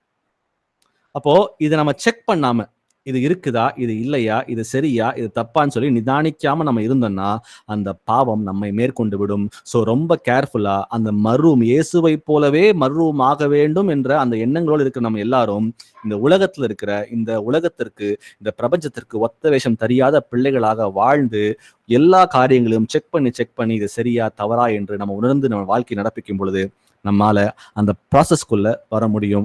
வாசிப்போம் கலாத்தியர்ல 2ஆம் அதிகாரம் வசனம் 20, Galatians 2:20. கிறிஸ்துவுடனே கூட சிலுவையில் அறையப்பட்டேன், ஆயினும் பிழைத்திருக்கிறேன். இனி நான் அல்ல, கிறிஸ்துவே எனக்குள் பிழைத்திருக்கிறார். நான் இப்பொழுது மாம்சத்தில் பிழைத்திருக்கிறதோ, என்னில் அன்பு கூர்ந்து எனக்காக தம்மை தாமே ஒப்பு கொடுத்த தேவனுடைய குமாரனை பற்றும் விசுவாசத்தினாலே பிழைத்திருக்கிறேன். ஆமீன். ஆமென். சோ அந்த ரூட்ஸ், இப்ப இந்த வசனம் சொல்லுது, கிறிஸ்துவுடைய கூட சிலுவையில் அறையப்பட்டேன், ஆயினும் பிழைத்திருக்கிறேன், நீ நான் அல்ல, கிறிஸ்துவே எனக்குள் பிழைத்திருக்கிறார். அப்போ நீங்களும் நானும் மீண்டுமாக மறுஜன்ம முழுக்கினால் அந்த ஞானஸ்தானத்தின் மூலமாக நம்ம வந்து தண்ணி விட்டு வெளியே வரும் பொழுது பழைய மனுஷனை தண்ணியிலே புதைச்சிட்டு தான் நம்ம வந்து பிறந்திருக்கிறோம். மீண்டும் அந்த பழைய மனுஷனை வந்து அவனுக்குரிய கிரியைகள், அவனுக்குரிய எண்ணங்கள், சுபாவ குணங்கள் இதெல்லாம் வந்து வெளிப்படக்கூடவே கூடாது. அது வெளிப்பட்டுச்சு அப்படின்னா நாமே நிதானித்து அறியணும். இது உங்களுக்கு மாத்திரமல்ல, இது எனக்கும் கூட சேர்த்துதான். ஏன்னா நம்ம எல்லாருமே வந்து சிலுவையில் கிறிஸ்துவின் கூட அறையப்பட்டிருக்கிறோம், ஆயினும் பிழைத்திருக்கிறோம். இனி நாம் அல்ல, கிறிஸ்துவே நமக்குள் பிழைத்திருக்கிறார். நான் இப்பொழுது மாம்சத்தில் பிழைத்திருக்கிறதோ, என்னில் அன்பு கூர்ந்து எனக்காக தம்மை தாமே ஒப்பு கொடுத்து தேவனுடைய குமாரனை பற்றும் விசுவாசத்தினாலே பிழைத்திருக்கிறேன். அப்போ நமக்கு இந்த இடத்துல ஒரு ஐடென்டிட்டி ஷிஃப்ட், இனி நான் அல்ல, கிறிஸ்துவே பிழைத்திருக்கிறார் சொல்லி பார்க்கிறோம். ஒரு ஷிஃப்ட் ஆயிருக்கு நம்ம வாழ்க்கையில. அப்போ அந்த வெளிப்புறமாக நம்ம செய்கிற காரியங்கள் எல்லாமே வந்து நம்ம செய்கிற காரியங்கள் உள்ளான மனுஷன் மறுரூபமாக்கப்பட்டு புதிதான மனிதனாக இயேசு கிறிஸ்து விரும்புகிறவனாக அந்த காரியங்களை வந்து நம்ம வெளிப்படுத்துவதாக மாற வேண்டும் என்று தான் கர்த்தர் விரும்புகிறார். ஆனா அந்த பழைய மனுஷனுடைய அந்த இம்பல்சிவான அந்த தாட்ஸ், அந்த பாவத்துக்குரிய அந்த எண்ணங்கள், இது எதுக்குமே இடம் கொடுக்காம நம்ம செய்கிற ஒவ்வொரு காரியத்திலையும் இயேசு கிறிஸ்து இந்த இடத்துல இருந்திருந்தா அவர் என்ன செய்திருப்பார். அப்ப நீங்க நிதானிச்சு பாருங்க. இன்னைக்கு ஏதோ ஒரு பிரச்சனை, ஒரு எக்ஸாம்பிளுக்கு இன்னைக்கு இந்த சூழ்நிலை, இந்த நிமிஷத்துல ஏதோ ஒரு சூழ்நிலை, ஏதோ ஒரு பிரச்சனை வருது. இந்த இடத்துல இயேசு கிறிஸ்து இருந்திருந்தார்னா இதை எப்படி அவர் ஹேண்டில் பண்ணியிருப்பாரு? அவர் கோவப்பட்டிருப்பாரா, இல்ல திட்டி இருப்பாரா, இல்ல பொறுமையா இருந்திருப்பாரா, இல்ல வந்து இரக்கத்தோட நடந்திருப்பாரா, அவருக்கு வந்து எப்படி நடந்திருப்பாருன்றத நிதானித்து ஒவ்வொரு சிச்சுவேஷனையும் நம்ம ஹேண்டில் பண்ணணும்னு சொல்லி கர்த்தர் விரும்புகிறார். ஏன்னா நான் மரித்தேன் ஆயினும் பிழைத்திருக்கிறேன், எனக்காக அல்ல கிறிஸ்துவுக்காகவே நான் மீண்டும் பிழைத்திருக்கேன் என்று வாசிப்போம். எபேசியர்ல 4ஆம் அதிகாரம் 23 முதல் 24 வரை. எபேசியன்ஸ் 4:23-24. உங்கள் உள்ளத்திலே புதிதான ஆவி உள்ளவர்களாகி மெய்யான நீதியிலும் பரிசுத்தத்திலும் தேவனுடைய சாயலாக சிருஷ்டிக்கப்பட்ட புதிய மனுஷனை தரித்துக் கொள்ளுங்கள். அப்போ நமக்கு ஒரு புதிய ஆவியை கர்த்தராக இயேசு கிறிஸ்து கொடுத்திருக்கிறார். அப்போ மெய்யான நீதியிலும் பரிசுத்தத்திலும் தேவனுடைய சாயலாக சிருஷ்டிக்கப்பட்ட புதிய மனுஷனை ஆடையாக தரித்து கொள்ள வேண்டும் என்று பார்க்கிறோம். அப்போ பழைய மனுஷன் இல்ல, அவன் செத்துட்டான், அவனை புதைச்சாச்சு. இப்ப புதிய மனுஷனாக இருக்கிறோம். புதிய மனுஷன் எப்படி இருக்கணுமா? தேவனுடைய சாயலாகவே சிருஷ்டிக்கப்பட்ட புதிய மனுஷன். அப்போ அவரை போலவே அவரை ஒரு துணியை மாட்டிக்கிற மாதிரி, பழைய துணியை தூக்கி எரிஞ்சு வெளியே போட்டுட்டு புதிய துணியை மாட்டிக்கிற மாதிரி, அந்த புதிய துணி எப்படி இருக்குதாம்? இயேசுவின் சாயலாகவே அது இருக்க வேண்டும் என்று பார்க்கிறோம். அப்போ இந்த ரினிவல், இப்ப மனம் புதிதாக வேண்டும் என்பது it is an ongoing process. நம்ம தினந்தோறும் செய்யக்கூடிய இந்த காரியம். அப்ப தினந்தோறும் செய்யக்கூடிய காரியங்களை வந்து ரொம்ப கேர்ஃபுல்லா இருந்து, அது ஒன் டைம் இவெண்ட் இல்ல, ஏதோ ஒரு நாள் செய்து முடிக்கிற காரியம் அல்ல, இது நாள்தோறும் செய்யக்கூடிய காரியங்கள். அப்போ நாள்தோறும் செய்யும் பொழுது பழைய மனுஷனுடைய சுபாவ எண்ணங்கள், அந்த குணங்கள், அந்த பாவ வாழ்க்கைக்குரிய சூழ்நிலைகள் இதெல்லாம் வரும். ஆனா அந்த வரும் பொழுது அதை மேற்கொண்ட பிள்ளைகளாக ஒரு சுய ஒழுக்கத்தோடு நம்ம கர்த்தர் விரும்புகிறது போல வாழ்க்கையை மாற்றி அமைக்கும் பொழுது கண்டிப்பா நம் எல்லாரும் மகிமை அடைந்து அவரை போலவே வந்து மாற வாய்ப்புகள் இருக்கிறது. இது ஒரு ஆன்கோயிங் ஒரு ப்ராசஸ்ன்னு பார்க்கிறோம். வாசிப்போம் கொலோசியர் 3ஆம் அதிகாரம் வசனம் 10. கொலோசியன்ஸ் 3:10. தன்னை சிருஷ்டித்தருடைய சாயலுக்கொப்பாய் பூரண அறிவடையும்படி புதிதாக்கப்பட்ட புதிய மனுஷனை தரித்துக் கொண்டீர்களே. Amen. So put on the new habits. அந்த புதிய மனுஷனுக்குரிய அந்த காரியங்கள் என்னவோ அதை தரித்து கொண்ட பிள்ளைகளாக நம்ம வாழணும்னு சொல்லி பார்க்கிறோம். அப்போ ஸ்பிரிச்சுவல் சேஞ்ச், அப்போ ஆவிக்குரிய வாழ்க்கையில வந்து நம்ம வளரணும், நம்ம வந்து கர்த்தருக்கு பிரியமா நடக்கணும், பழைய இந்த மோசம் போக்கும் இச்சைகளுக்குரிய காரியங்களை செய்யக்கூடாது அப்படின்னா ஆக்டிவா நம்ம வந்து இதுல பார்ட்டிசிபேட் பண்ணணும். அதை வந்து பார்ட்டிசிபேட் பண்ணாம வெறும் வசனத்தை மட்டும் வாசிச்சுட்டு அதுக்கு வசனம் சொல்லுகிற காரியங்களை வந்து புரிஞ்சுக்கிட்டு வாழ்க்கையை இம்ப்ளிமெண்ட் பண்ணாம போனோம்னா ஆவிக்குரிய வாழ்க்கையில ஒரு மாற்றம் இருக்க போறதே இல்லை. அப்போ அந்த ஒவ்வொரு நாளும் நம்ம வந்து மனம் புதிதாக இயேசு கிறிஸ்துவை போலவே நம்ம வந்து என்ன பண்றோம்னா மாறிக்கொண்டே வருகிறோம் என்பதை எந்த ஒரு மாற்றமும் இல்லை. அப்போ நம்மளுடைய ஒரே கோல் என்ன? அல்டிமேட் கோல் அவர் சொல்றாரு இந்த இடத்துல, அவர் இருக்கிற வண்ணமாகவே நாம் அவரை தரிசிப்போம் அப்படின்னு வசனங்கள் சொல்லுகிறது. அப்போ we have to become like Jesus. அப்போ மாறி அவரை போலவே வந்து நம்ம மாறினா மட்டும்தான் அவரை தரிசிக்கவே முடியும். அப்போ ரொம்ப கிளியரா ஒவ்வொரு ஆக்ஷன், ஒவ்வொரு தாட்டும் இது சரியா இருக்குமா சரியா இருக்காதான்றத நிதானித்து அறிகிற பிள்ளைகளாக நம்ம மாற வேண்டும் என்று இங்க பார்க்கிறோம். வாசிப்போம் 1 தெசலோனிக்கேயர் 5ஆம் அதிகாரம் வசனம் 23. 1 Thessalonians 5:23. சமாதானத்தின் தேவன் தாமே உங்களை முற்றிலும் பரிசுத்தமாக்குவாராக. உங்கள் ஆவி, ஆத்துமா, சரீரம் முழுவதும் நம்முடைய கர்த்தராகிய இயேசு கிறிஸ்து வரும்போது குற்றமற்றதாய் இருக்கும்படி காக்கப்படுவதாக. ஆமென். ஆமென். சோ சமாதானத்தின் தேவன் தாமே உங்களை முற்றிலும் பரிசுத்தமாக்குவாராக. அப்ப உங்களை அன்னியும் பரிசுத்தமாக்குறது யார்? தேவாதி தேவன் தான் நம்ம பரிசுத்தமாக்குகிறார். அவர் பரிசுத்தமாக்கும் பொழுது அவர் என்ன பண்றாருன்னா நம்முடைய ஆவி, ஆத்மா, சரீரம் இது எல்லாவற்றையும் பரிசுத்தமாக அவர் மாத்துகிறார். அப்ப அவர் வரும் பொழுது குற்றமற்றதாகபடி காக்கப்படுவதாக எனக்கு சில வேலைகள் இருக்கத்தான் செய்கிறது. அவர் பரிசுத்தமாக்குகிறார், ஆனா அது சஸ்டெயின் ஆகி அதை பாதுகாத்துக் கொள்ள வேண்டும். இது ஸ்பிரிச்சுவலும் இருக்கு, ஒரு பிசிக்கலும் இருக்கு. அப்போ இதுல இப்போ நம்ம என்ன பண்றோம்னா இது ரெண்டையும் வந்து கம்பைன் பண்ணாம இது தனித்தனியா பாக்குறோம். ஸ்பிரிச்சுவல் லைஃப் வேறங்க, மாம்சக்குரிய வாழ்க்கை வேறங்க, ரெண்டுமே இன்டர்ஃபியர் பண்ணக்கூடாதுங்க. அது தனி இதுல நினைக்கிற மாதிரி நடந்துக்கணும், இதுல வந்து வேற மாதிரி நடந்துக்கணும்னு சொல்லிட்டு அதை பிரித்து பார்க்கிற பிள்ளைகளாக இல்லாம மாம்சம் இது சொல்றது போல ஆவி, ஆத்மா, சரீரம் எல்லாமே வந்து கர்த்தர் வருவதற்கு முன்பாக குற்றமற்றதாக காக்கப்பட வேண்டும் என்று இந்த வார்த்தையை நம்ம சொல்லுகிறது. அப்போ கன்சிஸ்டன்டா செய்கிற ஒவ்வொரு காரியம் இதுல என் மாம்சம் வந்து அசுசிப்படுகிறதா, என் ஆவி அசுசிப்படுகிறதா, என்னுடைய ஆத்மா அசுசிப்படுகிறதா என்பதை நிதானித்து அறிந்து ஒவ்வொரு காரியத்தை செயல்படுத்தும் பொழுது நம்ம மறுரூபம் ஆகிறோம். பிலிப்பியர் 1:5 வாசிக்கலாம். பிலிப்பியன்ஸ் 1:5. உங்களில் நற்கிரியை தொடங்கினவர் அதை இயேசு கிறிஸ்துவின் நாள் பரியந்தம் முடிய நடத்தி வருவார் என்று நம்பி. அப்போ கர்த்தர் இங்க ரொம்ப கிளியரா சொல்லுகிறார், உங்களில் நற்கிரியை தொடங்கினவர் அதை இயேசு கிறிஸ்துவின் நாள் பரியந்தம் முடிய நடத்துவார் என்று நம்பி அப்படின்னு பாக்குறோம். அப்போ அவர் நம்மை வந்து நடத்தி மனமாற்றத்துக்குள்ள நம்ம வர வேண்டிய காரியங்கள், நற்கிரிகளை வந்து நம்ம செய்யணும்னு சொல்லி விருப்பப்படுற நம்ம எல்லாரும் அவரே வந்து நடப்பிப்பதற்கு உதவி செய்கிற தேவனாக இருக்கார். எது மட்டுமாக? இயேசு கிறிஸ்துவின் நாள் பரியந்தமாக. அப்போ அவரே எல்லாமே செய்வாரு அப்படின்னு சொல்லிட்டு நமக்கு ரெஸ்பான்சிபிலிட்டி இல்லையான்னு பார்த்தா நமக்கு ரெஸ்பான்சிபிலிட்டி இருக்கு. we have to cooperate with Jesus. அந்த தேவ ஆவியானவர் நமக்கு வந்து எங்கெல்லாம் மாற்றத்தை கொண்டு வரணும்னு சொல்லி அவர் விரும்புகிறாரோ அதை புரிந்து கொண்டு சத்தத்தை கேட்டு அந்த மாற்றத்தை நம்ம வந்து அவரோடு இணைந்து நம்ம செய்யும் பொழுது நம்ம அவர் நாள் பரியந்தம் அவரே நம்மை வந்து பாதுகாத்து அவரை தரிசிப்பதற்கு அவரே நம்மை வந்து ஆயத்தப்படுத்துகிற தேவனாக அவர் இருக்கார் என்பதை பார்க்கிறோம். அடுத்ததா பார்க்க போகிற அந்த 4வது தலைப்பு மகிமையின் மேல் மகிமை அடைந்து அப்படின்னு பார்க்கிறோம். அப்போ அந்த growth வந்து இட் இஸ் ப்ராக்ரெசிவ். ஒவ்வொரு நாளும் வளர்கிற பிள்ளைகளாக அந்த குழந்தைகளை போல இல்லாமல் வளர்கிற பிள்ளைகளாக மாற வேண்டும் என்று பார்க்கிறோம். அது எப்படி செய்யறது? 2 பேதுரு 1:5-8 வரை வாசிக்கலாம். 2 Peter 1:5-8.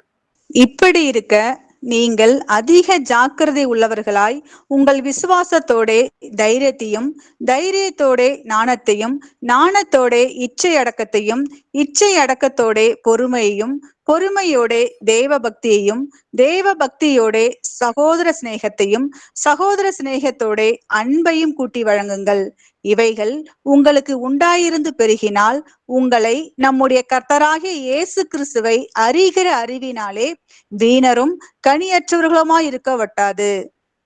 ஆமென். சோ ஆவிக்குரிய வாழ்க்கையில ஆவிக்குரிய வளர்ச்சி அடையணும் அப்படின்னா இது வந்து ஒரு டெலிபரேட்டா ஒரு எஃபர்ட் போடணும். அது வந்து நம்ம வந்து நிதானித்து இதை இப்படிதான் செய்யணுன்ற அந்த எஃபர்ட்டை போட்டா மட்டும்தான் ஆவிக்குரிய வளர்ச்சி நமக்கு வரும். அதான் இங்க சொல்றாரு, நீங்க அதிக ஜாக்கிரதை உள்ளவர்களாக உங்கள் விசுவாசத்தோட தைரியத்தையும், அப்ப தைரியத்துடைய ஞானத்தையும், அப்போ அப்படி சொல்லிட்டு ஒரு பெரிய லிஸ்ட் இங்க போடுறாருங்க. இப்ப அந்த லிஸ்ட்டை போட்டுட்டு அந்த ஸ்பிரிச்சுவலா நம்ம மெச்சூர் ஆகணும்னா ஏதோ ஒரே ஒரு காரியம், எனக்கு விசுவாசம் மட்டும் இருக்குங்க, எனக்கு தைரியம் மட்டும் இருக்குங்க, எனக்கு வந்து ஞானம் இல்லைங்க, எனக்கு இச்சையடக்கம் இல்லைங்க, எனக்கு பொறுமை இல்லைன்னு சொல்ல முடியாது. It is a cumulative effort. இது எல்லாமே ஒன்றிணைந்து நம்ம வந்து வாழ்க்கையில ஆவிக்குரிய வாழ்க்கையில வளரணும்னா இதெல்லாமே ஒன்றிணைத்து நம்ம வந்து இதை பிரதிபலிக்கும் பொழுது மட்டும்தான் நம்மால் ஆவிக்குரிய வாழ்க்கையில வளர முடியும். அப்ப வளரும் போது வசனம் சொல்லுது, இவைகள் உங்களுக்கு உண்டாயிருந்து பெருகினால் நம்முடைய கர்த்தராக இயேசு கிறிஸ்துவை அறிகிற அறிவிலே உங்களை வீணரும் கனியற்றலுமா இருக்க ஒட்டாதுன்னு பாக்குறோம். அப்போ இது எனக்கு வேணும், இது எனக்கு வேணும்னு சொல்லி நினைக்கிறது மாத்திரம் முக்கியம் இல்ல, வேணும்னு நினைக்கிற பிள்ளைகளாக இருக்கிற நாம் அதை எஃபர்ட் போட்டு அதை வந்து நம்ம வாழ்க்கையில வந்து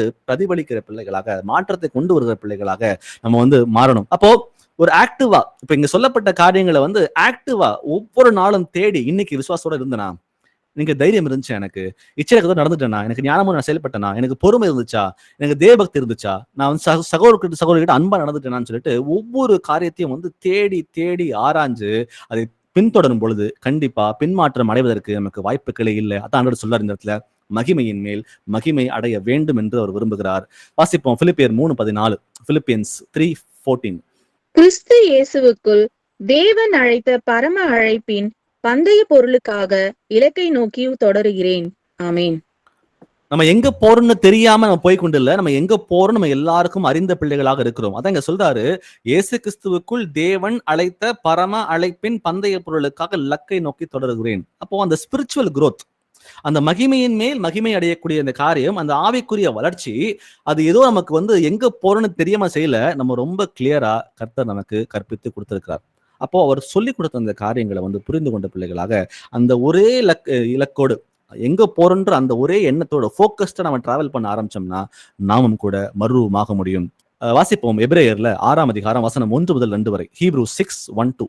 ஆகையால் கிறிஸ்துவை பற்றி சொல்லிய மூல உபதேச வசனங்களை நாம் விட்டு செத்த கிரியைகளுக்கு நீங்களாகும் மனம் திரும்புதல், தேவன் பேரில் வைக்கும் விசுவாசம், ஸ்நானங்களுக்கு அடுத்த உபதேசம், கைகளை வைக்குதல், மரித்தோரின் உயிர்த்தெழுதல், நித்திய நியாய தீர்ப்பு என்பவைகளாகிய அஸ்திபாரத்தை மறுபடியும் போடாமல் பூரணராகும்படி கடந்து போவோமாக. ஆமென். சோ கிறிஸ்துவ வாழ்க்கை அப்படின்னு பார்க்கும்பொழுது வசனத்தின்படியாக we have to move beyond the basics. திரும்பவும் கூட அந்த தேவன் ஒருவரா இல்ல இருவரா இல்ல மூவரா அப்படின்ற ஒரு கேள்வி. திரும்ப ஞானஸ்தானம் வந்து இயேசுவின் நாமத்துல எடுக்கணுமா, இல்ல வந்து நம்ம ஆல்ரெடி பிதா குமாரன் பரிசுத்தாவின் நாமத்துல எடுத்துக்கோமே அதுவே போதுமா, திரும்ப தப்பு பண்ணிட்டோமான்னு சொல்லிட்டு ரொம்ப அடிப்படையான தேவன் பேரில் வைக்கும் விசுவாசம், ஸ்தானங்களுக்கு உபதேசம், கைகளை வைக்குதல், மரித்தோரின் உயிர்த்தெழுதல், இது எல்லாம் நித்திய நியாய தீர்ப்பு, இதெல்லாம் ரொம்ப அடிப்படையான ஒரு பேசிக்கான ஒரு டீச்சிங். இதையே குறிச்சு பேசிக் கொண்டிருக்கிற பிள்ளைகளாக இல்லாமல் அந்த பேசிக்ஸை விட்டு வெளியே வாங்க, நீங்க வந்து பூரணராகும்படி நீ கடந்து போகும் வாருங்கன்னு சொல்லி இங்க எபிரேயர்ல சொல்றாரு இந்த இடத்துல. அப்போ மீண்டும் அந்த சின்ன குழந்தையாவே இருந்து கொண்டு அந்த பழைய வாழ்க்கை, அந்த பழைய பாவம், அந்த பழைய வந்து அவிசுவாசத்துக்குரிய விஷயங்கள் இதையே நினைத்து கொண்டு இருக்கும் பொழுது நாம் எப்படி பூரணராக முடியும்? நம்ம எல்லாரும் பூரணர் ஆகணுமே, இயேசு கிறிஸ்துவை போலவே மறுரூபம் ஆகணுமே. அவர் மறுரூபம் ஆனதானே அவர் தரிசிக்க நம்மளால முடியும். இருக்கிற வண்ணமாகவே தரிசிப்போம் சில வசனங்கள் சொல்லுகிறதே. அப்போ நமக்கு எவ்வளவு ரெஸ்பான்சிபிலிட்டி இருக்கு, உங்களுக்கும் எனக்கும் எவ்வளவோ ரெஸ்பான்சிபிலிட்டி இருக்கு. நம்முடைய ஆத்துமாக்களை காத்துக்கொள்வதற்கு நமக்கு எவ்வளவு வேலைகள் இருக்குது.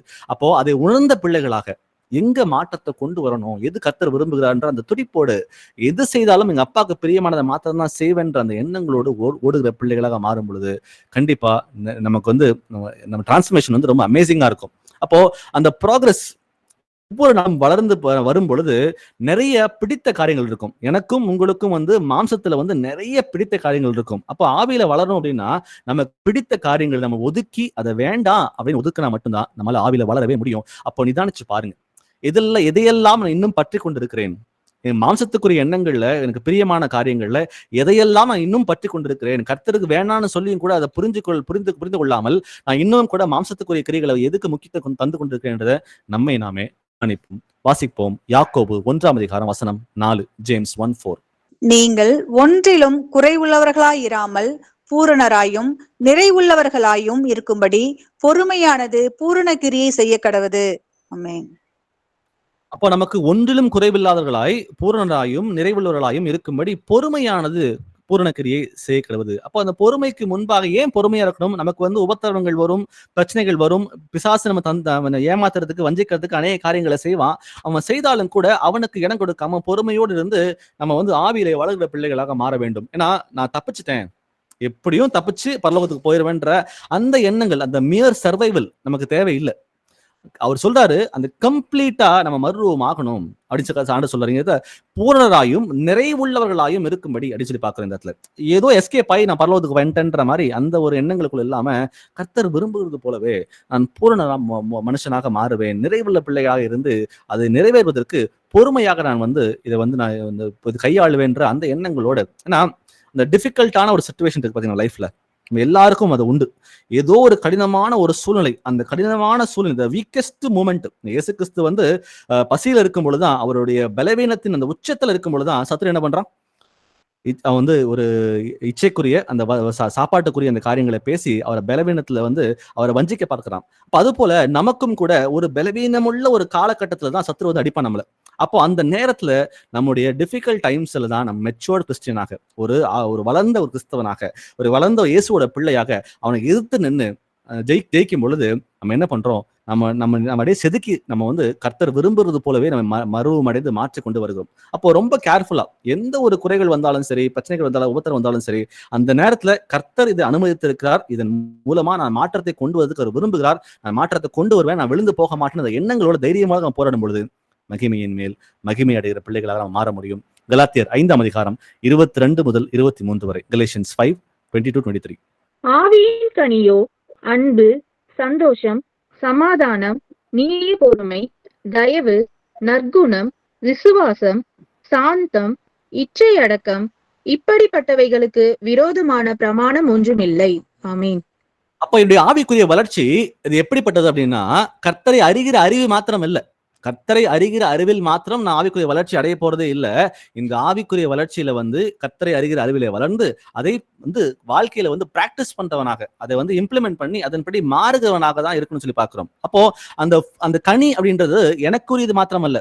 இந்த ஆவியின் கனி அப்படின்னு இங்க பார்க்கிறோம், அது எனக்கு பர்சனலா இருக்கிற காரியம் மாத்திரமல்ல, அது மற்றவர்களுக்கும் நான் பிரதிபலிக்கிறதுக்கு அது வந்து கர்த்தர் விரும்புகிறார். அப்ப அதனாலதான் அன்பு, சமாதானம், சந்தோஷம், நீடிய பொறுமை, தயவு, நற்குணம், விசுவாசம், சாந்தம், இச்சடக்கம். அப்ப எனக்குரிய காரியங்களும் இருக்கு, நான் வெளியே வந்து கொடுக்கக்கூடிய காரியங்களும் இருக்கு. அப்போ இந்த கனிகள் எல்லாமே சேர்ந்து நம்ம வந்து வாழ்க்கையில வளரும் பொழுது ஆவிக்குரிய வளர்ச்சி நம்ம வந்து அடைகிறோம். 1 பேதுரு 5:10 வாசிக்கலாம். 1 Peter 5:10. கிறிஸ்து இயேசுவுக்குள் நம்மை தமது நித்திய மகிமைக்கு அழைத்தவராயிருக்கிற சகல கிருபையும் பொருந்திய தேவன் தாமே கொஞ்ச காலம் பாட அனுபவிக்கிற உங்களை சீர்படுத்தி, ஸ்திரப்படுத்தி, பலப்படுத்தி நிலைநிறுத்துவாராக. ஆமென். ஆமென். சோ அவருக்கும் தெரியும் மனுஷனானவன் பலவீனமாக இருக்கிறான், அவனுக்கு பாவங்கள் செய்வதற்கு பிரச்சனைகள் சத்துரு உண்டு பண்ணுகிறான்னு சொல்லி அவருக்கு தெரிஞ்சதுதான். ஆனா அவர் என்ன சொல்றாரு, கிறிஸ்து இயேசுக்குள் நம்மை தமது நித்திய மகிமைக்கு அழைத்தவராக இருக்கிற சகல கிருபை பொருந்தின தேவன் தாமே கொஞ்ச காலம் பாட அனுபவிக்கிற உங்களை சீர்படுத்தி, ஸ்திரப்படுத்தி, பலப்படுத்தி நிலைநிறுத்துவாராக அப்படின்னு சொல்லி பாக்குறோம். அப்போ அந்த சஃபரிங்ஸ் நமக்கு வருகிறது இருக்குது. ஆனா இருந்தாலும் கூட அவர் நம்ம ரீஸ்டோர் பண்றார், அவரே நம்ம மறுரூபமாக்குறார், ஸ்திரப்படுத்துகிறார், பலப்படுத்துகிற தேவனாக இருக்கிறார். அப்போ இந்த கொஞ்ச காலம், இப்போ இந்த வசனங்கள் ஆரம்பிக்க சொல்லுகிறது கொஞ்ச காலம், அவ்வளவுதான். அந்த கொஞ்ச காலத்துல நம்ம பொறுமையோட இருந்து, தாழ்மையுள்ள பிள்ளைகளாக இருந்து, நம்ம சத்துருவுக்கு இடம் கொடுக்காம அவனை எதிர்த்து நின்று ஜெயிக்கும் பொழுது கண்டிப்பா நம்முடைய வாழ்க்கை முறை மாறுகிறது. கடைசியா இருக்கிற ஒரு 5 வசனம் அதோட நிறைவு செய்திருக்கிறேன். அடுத்ததா பார்க்க போற தலைப்பு, ஆவியாய் இருக்கிற கர்த்தர். நமக்கு ரொம்ப முக்கியமானது இங்க என்ன அப்படின்னா, இது எல்லாம் தெரிந்து பரிசுத்த ஆவியானவருடைய ஆளுகைக்கு உட்பட்டிருக்கிற பிள்ளைகளாக நாம இருக்க வேண்டும் என்று விரும்புகிறார். ரோமர் 8:14 வாசிக்கலாம். ரோமன்ஸ் 8:14. மேலும் எவர்கள் தேவனுடைய ஆவியினாலே நடத்தப்படுகிறார்களோ அவர்கள் தேவனுடைய புத்திரராய் இருக்கிறார்கள். ஆமென். 2 கொரிந்தியர் 3:18 வாசிச்சோம் பாத்தீங்களா? நாம் எல்லாரும் திறந்த முகமாய் கர்த்தருடைய மகிமையிலே கண்ணாடியிலே காண்கிறது போல கண்டு ஆவியாய் இருக்கிற கர்த்தரால் அந்த சாயலாகத்தானே மகிமையின் மேல் மகிமை அடைகிறோம். இதெல்லாம் என்னுடைய சுய முயற்சினால் நம்ம ஒருபோதும் செய்து சாதிக்க முடியாத ஒரு செயல்.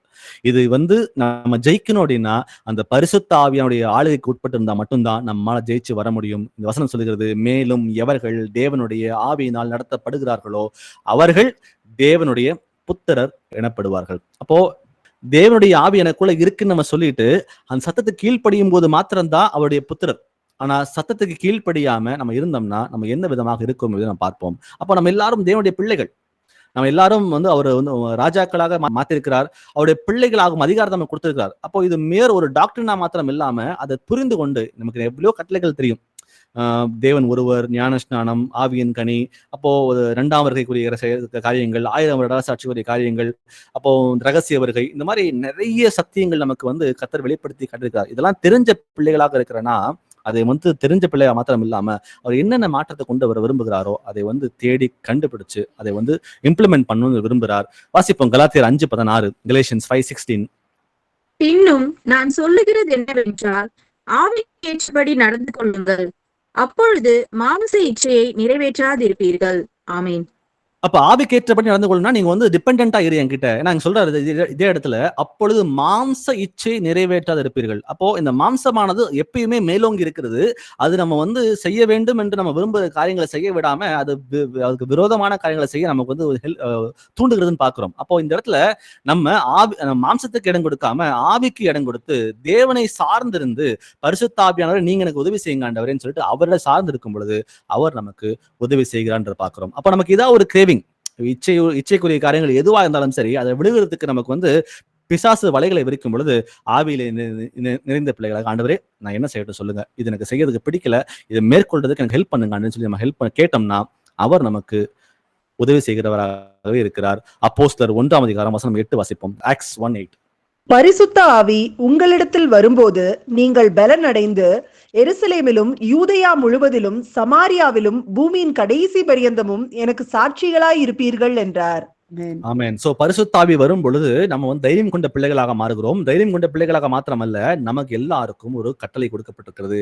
புறப்பட்டு போய் சகல ஜாதிகளையும் சீஷராக்கி. முதல்ல நம்ம புரிஞ்சுக்க வேண்டியது, இந்த இடத்துல அப்போஸ்தலர்களை பார்த்து கர்த்தர் சொல்லுகிற வார்த்தை, பரிசுத்த ஆவி உங்களிடத்தில் வரும் பொழுது நீங்கள் பலனடைந்து எருசலேமிலும் யூதேயா முழுவதிலும் சமாரியாவிலும் பூமியின் கடைசி பரியந்தமும் எனக்கு சாட்சிகள். சோ முதல்ல நம்ம ஊர், நம்ம இடம், நம்ம வசிக்கிற இந்த இடம், அந்த சூழ்நிலை, அங்க இருக்கிற அந்த வேலை ஸ்தலமாக இருக்கலாம், இல்ல நம்ம படிக்கிற ஸ்கூல் காலேஜா இருக்கலாம், இல்ல நம்ம குடும்பம் நண்பர்களாக இருக்கலாம், நம்ம வசிக்கிற அந்த ஏரியாவா இருக்கலாம், அந்த ஊரா இருக்கலாம். முதல்ல ஸ்டார்டிங் பாயிண்ட் அங்கதான். முதல்ல எருசலேமிலும், அப்புறம் யூதேயாவிலும், அப்புறம் சமாரியாவிலும், அப்புறம் பூமியின் கடைசி பரியந்தம். So we all are called to do service. எங்க முதல்ல நம்ம ஊர்ல, நம்ம இடத்துல. அதுக்கப்புறம் வெளியே போய் நம்ம வந்து சத்தியத்தை அறிவிக்கிற பிள்ளைகளாக மாறணும். அதற்கு நமக்கு பரிசுத்த ஆவியானவரே பலத்தை கொடுக்கிற தேவனாக இருக்கிறார். யோவான் 16:13 வாசிக்கலாம். ஜான் 16:13. சத்திய ஆவியாகி அவர் வரும்பொழுது சகல சத்தியத்திற்குள்ளும் உங்களை நடத்துவார். அவர் தம்முடைய சுயமாய் பேசாமல் தாம் கேள்விப்பட்டவைகள் யாவையும் சொல்லி வரப்போகிற காரியங்களை உங்களுக்கு அறிவிப்பார். ஆமென். ஆமென். சோ பரிசுத்தாவி வரும் பொழுது நம்மை முழுமையாக சத்தியத்துக்குள்ள வழிநடத்துகிற தேவனாக இருக்கிறார். அப்போ அவர் வசனத்தை விட்டு வெளியே ஒருபோதும் பரிசுத்தாவியானவர் பேசவே மாட்டார். அவர் பேசுகிற அனைத்து காரியங்களும் அது வசனத்துக்குள்ளதான் இருக்கும். அதான் சொல்ற நேரத்துல அவர் தம்முடைய சுயமாய் பேசாமல் தாம் கேள்விப்பட்டவைகள் யாவையும் சொல்லி வரப்போகிற காரியங்களை உங்களுக்கு அறிவிக்கிற தேவனாக இருக்கிறார். சோ எது சத்தியம் எது பொய் அப்படின்றத நீங்களும் நானும் வந்து பரிசுத்தாவிடம் கேட்கும் பொழுது அவர் நமக்கு தெளிவுபடுத்துகிற தேவன் என்பதை இங்க பார்க்கிறோம். ஏன்னா அவருடைய ஆளுகைக்குள்ள உட்பட்டிருக்க வேண்டும் என்றே அவர் விரும்புகிறார். தீத்து 3:5 வாசிக்கலாம். டைட்டஸ் 3:5. நாம் செய்த நீதியின் கிரியைகளின் நிமித்தம் அவர் நம்மை ரட்சியாமல் தமது இரக்கத்தின்படியே மறு ஜென்ம முழுக்கினாலும் பரிசுத்த ஆவியினுடைய புதிதாக்குதலினாலும் நம்மை ரட்சித்தார். ஆமேன். ஆமென். சோ நம்முடைய கிரியையின் மூலமா நம்ம ஒருபோதும் நீதிமன்களாக முடியவே முடியாதுன்றது நம்ம எல்லாரும் அறிந்தவர்களாக இருக்கிறோம். அப்போ அவர் நம்மை நீதியின் கிரியையில் நிமித்தம் ரட்சியாமல் தமது இரக்கத்தின்படியே மறுஜென்மம் முழுக்கினாலும் பரிசுத்த ஆவியினுடைய புதிதாக்குதலினாலும் சொல்லி பார்க்கிறோம் இந்த இடத்துல. சோ பரிசுத்த ஆவியானவர் நமக்குள்ள இருந்து அவர் தான் நம்மை ஒவ்வொரு நாளும் புதிதாக்கி கொண்டு வருகிறார். அதன் மூலமா தான் நம்ம ரட்சிப்புன்றதை இந்த வசனம் சொல்லுகிறது. கடைசியா ஒரு வசனம் 1 கொரிந்தியர் 6:19-20 வரை. 1 Corinthians 6:19-20. உங்கள் சரீரமானது நீங்கள் தேவனால் பெற்றும் உங்களில் தங்கியும் இருக்கிற பரிசுத்த ஆவியினுடைய ஆலயமாய் இருக்கிறதென்றும் நீங்கள் உங்களுடையவர்கள் அல்லவென்றும் அறியீர்களா? ஆமென். நீங்கள் உங்களுடையவர்கள் அல்லவென்று அறியீர்களா? நான் மரித்தேன், ஆயினும் பிழைத்திருக்கிறேன். எனக்காக அல்ல, கிறிஸ்துவே எனக்குள் பிழைத்திருக்கிறார். அப்போ அவருக்காக பிழைத்திருக்கிற நான் என்னுடைய சரீரம் அவருடைய ஆலயமாக இருக்கிறது. அவர் என்னை வைத்து அநேக காரியங்களை செய்ய அவர் வந்து சித்தமாக இருக்கிறார்.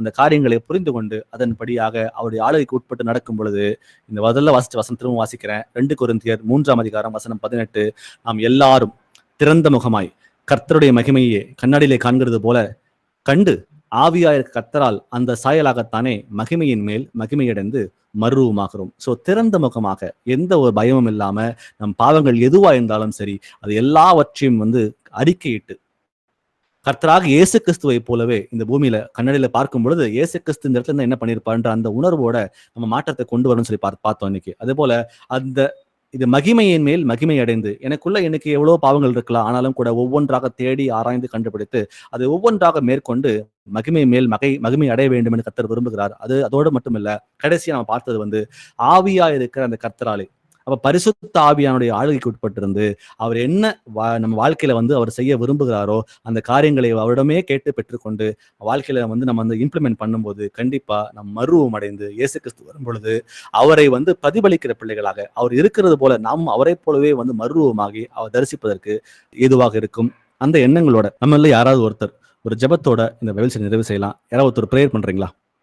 நன்றி ஆண்டவரே இயேசுவே, நீர் நல்லவர், வல்லவர், இரக்கம் நிறைந்தவர், தூயவர், பரிசுத்தர் பரிசுத்தர் பரிசுத்தர் ஆண்டவரே இயேசப்பா. நேற்றும் இன்றும் என்றும் மாறாத தேவனே இயேசப்பா. அப்பா தகப்பனே, எங்களை உருவாக்கினவரே எமக்கு ஸ்தோத்திரம். எங்களை பெயர் சொல்லி அழைத்த தெய்வமே எமக்கு நாங்கள் நன்றி செலுத்துகிறோம் இயேசப்பா. இந்த நேரத்தில் ஆண்டவரே இயேசப்பா, சகோதரன் சகோதரிகளா எங்களை ஒன்று சேர்த்து ஆண்டவரே அப்பா உங்க வார்த்தைகளை ஆண்டவரே இவ்வளோ நேரம் ஆண்டவரே இயேசப்பா எங்களுக்கு பரிசுத்தத்தை குறிச்சியும் ஆண்டவரே நாங்க எப்படி ஆண்டவரே உங்களுக்குள்ள வளரணுங்கிற காரியங்களை குறிச்சியும் ஆண்டவரே நீங்க எங்களோட பேசுனீங்க இயேசப்பா. அப்பா தகப்பனே, அதுக்காக நாங்க நன்றி செலுத்துகிறோம் இயேசப்பா. நன்றி ஆண்டவரே இயேசப்பா. உங்களுடைய ஜீவன் உள்ள வார்த்தைகளுக்காக நாங்க நன்றி செலுத்துகிறோம் ஆண்டவரே இயேசப்பா. நாங்க அதை அப்பா பயன்படுத்துறதுக்கு எங்களுக்கு கிருபை தாங்க இயேசப்பா. நாங்க எதுல அப்பா தவறி இருக்கோங்கிறதெல்லாம் நாங்க அப்பா நிதானித்து அறிந்து ஆண்டவரே நாங்க செயல்பட எங்களுக்கு கிருபை தாங்க இயேசப்பா.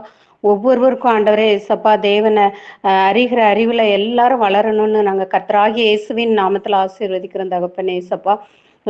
தகப்பனே, இந்த நேரத்தில் ஆண்டவரே உங்க ஜீவன் உள்ள வார்த்தைக்காக திரும்பவும் நாங்கள் உங்களுக்கு நன்றி செலுத்தி ஆண்டவரே இந்த நேரத்தை எங்களுக்கு ஏற்படுத்தி தந்த ஆண்டவரே இயேசப்பா. உங்களுடைய வார்த்தைகளை அப்பா அனுதினமும் எங்களுக்கு நீங்க பேசுறீங்க ஆண்டவரே, அதுக்காக நாங்கள் நன்றி செலுத்துகிறோம் அப்பா. இதில் நாங்கள் 60-100 பலன் கொடுத்து ஆண்டவரே உங்களை நித்தியத்துல நாங்கள் அப்பா வந்து சேர்றதுக்கு ஆண்டவரே ஒவ்வொருவருக்கும் நீங்க கிருபை தாங்க ஆண்டவரே இயேசப்பா. நன்றி, ஸ்தோத்திரம், ஸ்துதி, கன, மகிமையாவும் உமக்கே செலுத்துகிறோம். கர்த்தராகிய இயேசுவின் நாமத்தில் ஜெபம் கேட்ட ஜீவன் உள்ள நல்ல பிதாவே, ஆமென். ஆமென். பிரதர் ஒரு ப்ரேயர் ரிக்வெஸ்ட் இருக்கு. பிரதர் பீட்டருக்காக நம்ம எல்லாரும் சேர்ந்து ஒரு ஜெபம் பண்ணலாம். ஒரு ப்ரேயர் ரிக்வெஸ்ட் நம்ம முடிச்சிட்டு நமக்கு கன்க்ளூட் பண்ணிக்கலாம். ஏன்னா சபையா நம்ம சேர்ந்து ஜெபிக்கும் பொழுது கர்த்தர் அநேக காரியங்களை வந்து செய்கிறார். பிரதர் வந்து எவ்வளவு ரெக்கவர் ஆயிருக்கிறாரு. அவர் ரெக்கவரிக்காக நம்ம எல்லாரும் சேர்ந்து ஜெபம் பண்ணலாம். அன்பின் ஆண்டவரே இயேசுவே, உம்மை ஸ்தோத்திரிக்கிறோம், துதிக்கிறோம், மகிமைப்படுத்துகிறோம், உமக்கு நன்றி செலுத்துகிறோம். சர்வத்திற்கும் மேலான தேவனே, எங்கள் ஆண்டவராகிய இயேசுவே, உம்மை போற்றுகிறோம், உம்மை துதிக்கிறோம், உம்மை ஆராதிக்கிறோம், உமக்கு நன்றி செலுத்துகிறோம். உள்ளிந்திரியங்களை ஆராகிறவரும் ஒருவரும் சேரக்கூடாத ஒளியில் வாசம் பண்ணுகிற எங்கள் தேவாதி தேவனே, உம்மை போற்றுகிறோம், உம்மை துதிக்கிறோம், உம்மை ஆராதிக்கிறோம், உமக்கு நன்றி செலுத்துகிறோம். இருக்கிறவரும் இருந்தவரும் வருகிறவரும் ஆகிய சர்வ வல்லமையில கர்த்தரே, எங்கள் ஆண்டவராகிய இயேசுவே, உம்மை போற்றுகிறோம், துதிக்கிறோம், உம்மை ஆராதிக்கிறோம், உமக்கு நன்றி செலுத்துறோம். அப்பா இந்த நேரத்துல பீட்டருக்காக ஆண்டவரே சபையாய் நம்ம சமூகத்துக்கு வருகிறோம் ராஜா. அப்பா எங்கே ஒருமனப்பட்டு ஒரு காரியத்தை கேட்கும் பொழுது நீர் வாக்கிய பண்ணணும்னு சொன்னீங்களா ஆண்டவரே, அந்த வசனங்களை இந்த நேரத்தில் நாங்கள் நினைவு கூறுவோம் ராஜா. அப்பா எங்க ஜெபத்தை நீர் ஒவ்வொரு நாளும் கேட்டு கொண்டு வருகிறீர். அப்பா சகோதரனுக்கு வந்து உடல் சுகம் இல்லாமல் போனது ஆண்டவரே, ஆனாலும் அந்த நாள் முதற்கொண்டு இன்றைக்கு வரைக்கும் ஆண்டவரே எங்கள் விசுவாசத்தை நீ ஒவ்வொரு நாளும் வளர்த்து கொண்டே வருகிறீர். அவருக்கு அப்பா சுகத்தை கொடுத்திருக்கிறீர். நிறைய காரியங்களை அவர் வந்து அப்பா பலப்பட்டிருக்கா நன்றி செலுத்துகிறோம் ஆண்டவரே. அப்பா இன்னும் இருப்பினும் ஆண்டவரே, இன்னும் சில காரியங்கள் மூலமாக ஆண்டவரே அவர் வந்து இன்னும் சுகம் அடையாம இருக்கிறாங்கப்பா. அதை அறிந்தவராக இருக்கிறீர். அதுக்கு எங்கள் பாவங்கள் ஏதாவது இருந்துச்சுன்னா அதை எங்களுக்கு வெளிப்படுத்தி காட்டுங்கப்பா. அதை நாங்கள் வந்து உம்மிடம் வாயார அறிக்கையிட்டு அப்பா அந்த பாவங்களுக்கு மன்னிப்பு கேட்கிறோம் ஆண்டவரே. எங்களை மன்னித்து எங்கள் ஒவ்வொருவரையும் சுத்திகரிங்க. முக்கியமா அவருடைய சகோதரனும் சகோதரியும் குடும்பத்தாரும் செய்த தப்பிதங்களுக்காக ஆண்டவரே உங்கள் சமூகத்துக்கு நாங்கள் வருகிறோம் ராஜா. இது மன்னித்து ஆண்டவரே, தயவாய் நீர் மன்னித்து எங்களை தகுதிப்படுத்த வேண்டுமா எங்கள் கெஞ்சி நாங்கள் மன்றாடி நாங்கள் கேட்டுக்கொள்கிறோம். அப்பா சகோதரனுக்கு வந்து டெக்னிக்கலா நிறைய காரியங்களை டாக்டர் சொல்றாங்க ஆண்டவரே. அவர் பிரெயின்ல ஷாக் இருக்கு, அவங்க வந்து இன்னும் ரெக்கவர் ஆகல, சில காரியங்களை சொல்றாங்கப்பா. அது எங்களுக்கு எதுவுமே எங்களுக்கு தெரியாது ஆண்டவரே. நீர் ஜீவனை தருகிறோம் என்பதை நாங்கள் முழுமையாக நாங்கள் விசுவாசிக்கிறோம் ஆண்டவரே. உம்மால கூடாத காரியம் ஒன்றுமில்லை எங்களுக்கு தெரியும் ஆண்டவரே. எப்பா இதோ சர்ப்பங்களையும் தேள்களையும் மிதிக்கும் சத்துருவின் சகல வல்லமையும் மேற்கொள்ளும் எங்களுக்கு அதிகாரம் கொடுத்தன்னு சொன்னீங்களா ஆண்டவரே. இயேசு கிறிஸ்துவின் நாமத்தினால் ஞானஸ்தானம் பெற்ற நாங்கள் எல்லாரும் ஒருமனப்பட்டு இந்த நேரத்தில் ஆண்டவரே அப்பா அந்த சத்ருவானை எதிர்த்து நின்று ஆண்டவரே நாங்கள் வந்து ஜெயிப்பதற்கு நாங்கள் ஆயத்தமாக இருக்கிறோம். அப்பா எங்களுக்கு நீங்க பலத்தை தாங்க ஆண்டவரே. அவன் நாமத்தை உச்சரிக்கும் பொழுது எங்கள் விடுதலை உண்டு எங்களுக்கு தெரியும் ஆண்டவரே. அந்த விசுவாசத்தோட ஆண்டவரே இந்த நேரத்துல சகோதரன் பீட்டருக்காக நாங்கள் சமூகத்துக்கு வருகிறோம் ஆண்டவரே. அந்த சத்ருவானுக்கு வந்து ஆண்டவரே கட்டளை கொடுக்கும் பொழுது விடுதலை நீ தர அவங்க எங்களுக்கு உதவி செய்யுங்கப்பா.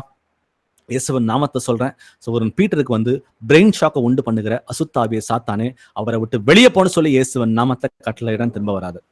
அது போல சகோதரனுடைய உடல் உறுப்புகளை வந்து பலவீனமாக வச்சிருக்கிற எல்லா அசுத்தாவின் கிரிகளும் கர்த்தராக இயேசு கிறிஸ்துவின் நாமத்தினாலே கடிந்து கொண்டு அவரை விட்டு வெளியே போன சொல்லி கட்டளையிடம் திரும்ப வராது. உனக்கு இனிமே இங்க அதிகாரம் கிடையாது.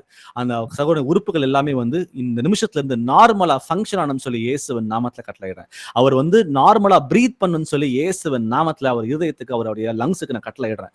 அதுக்கு தடையா இருக்கிற எல்லா அசுத்தாவின் கிரிகளும் இயேசுவின் நாமத்துல கடிந்து கொண்டு அவரை விட்டு வெளியே போன சொல்லி கட்டளையிடம் திரும்ப வராது. உனக்கு இங்கே அதிகாரம் கிடையாது.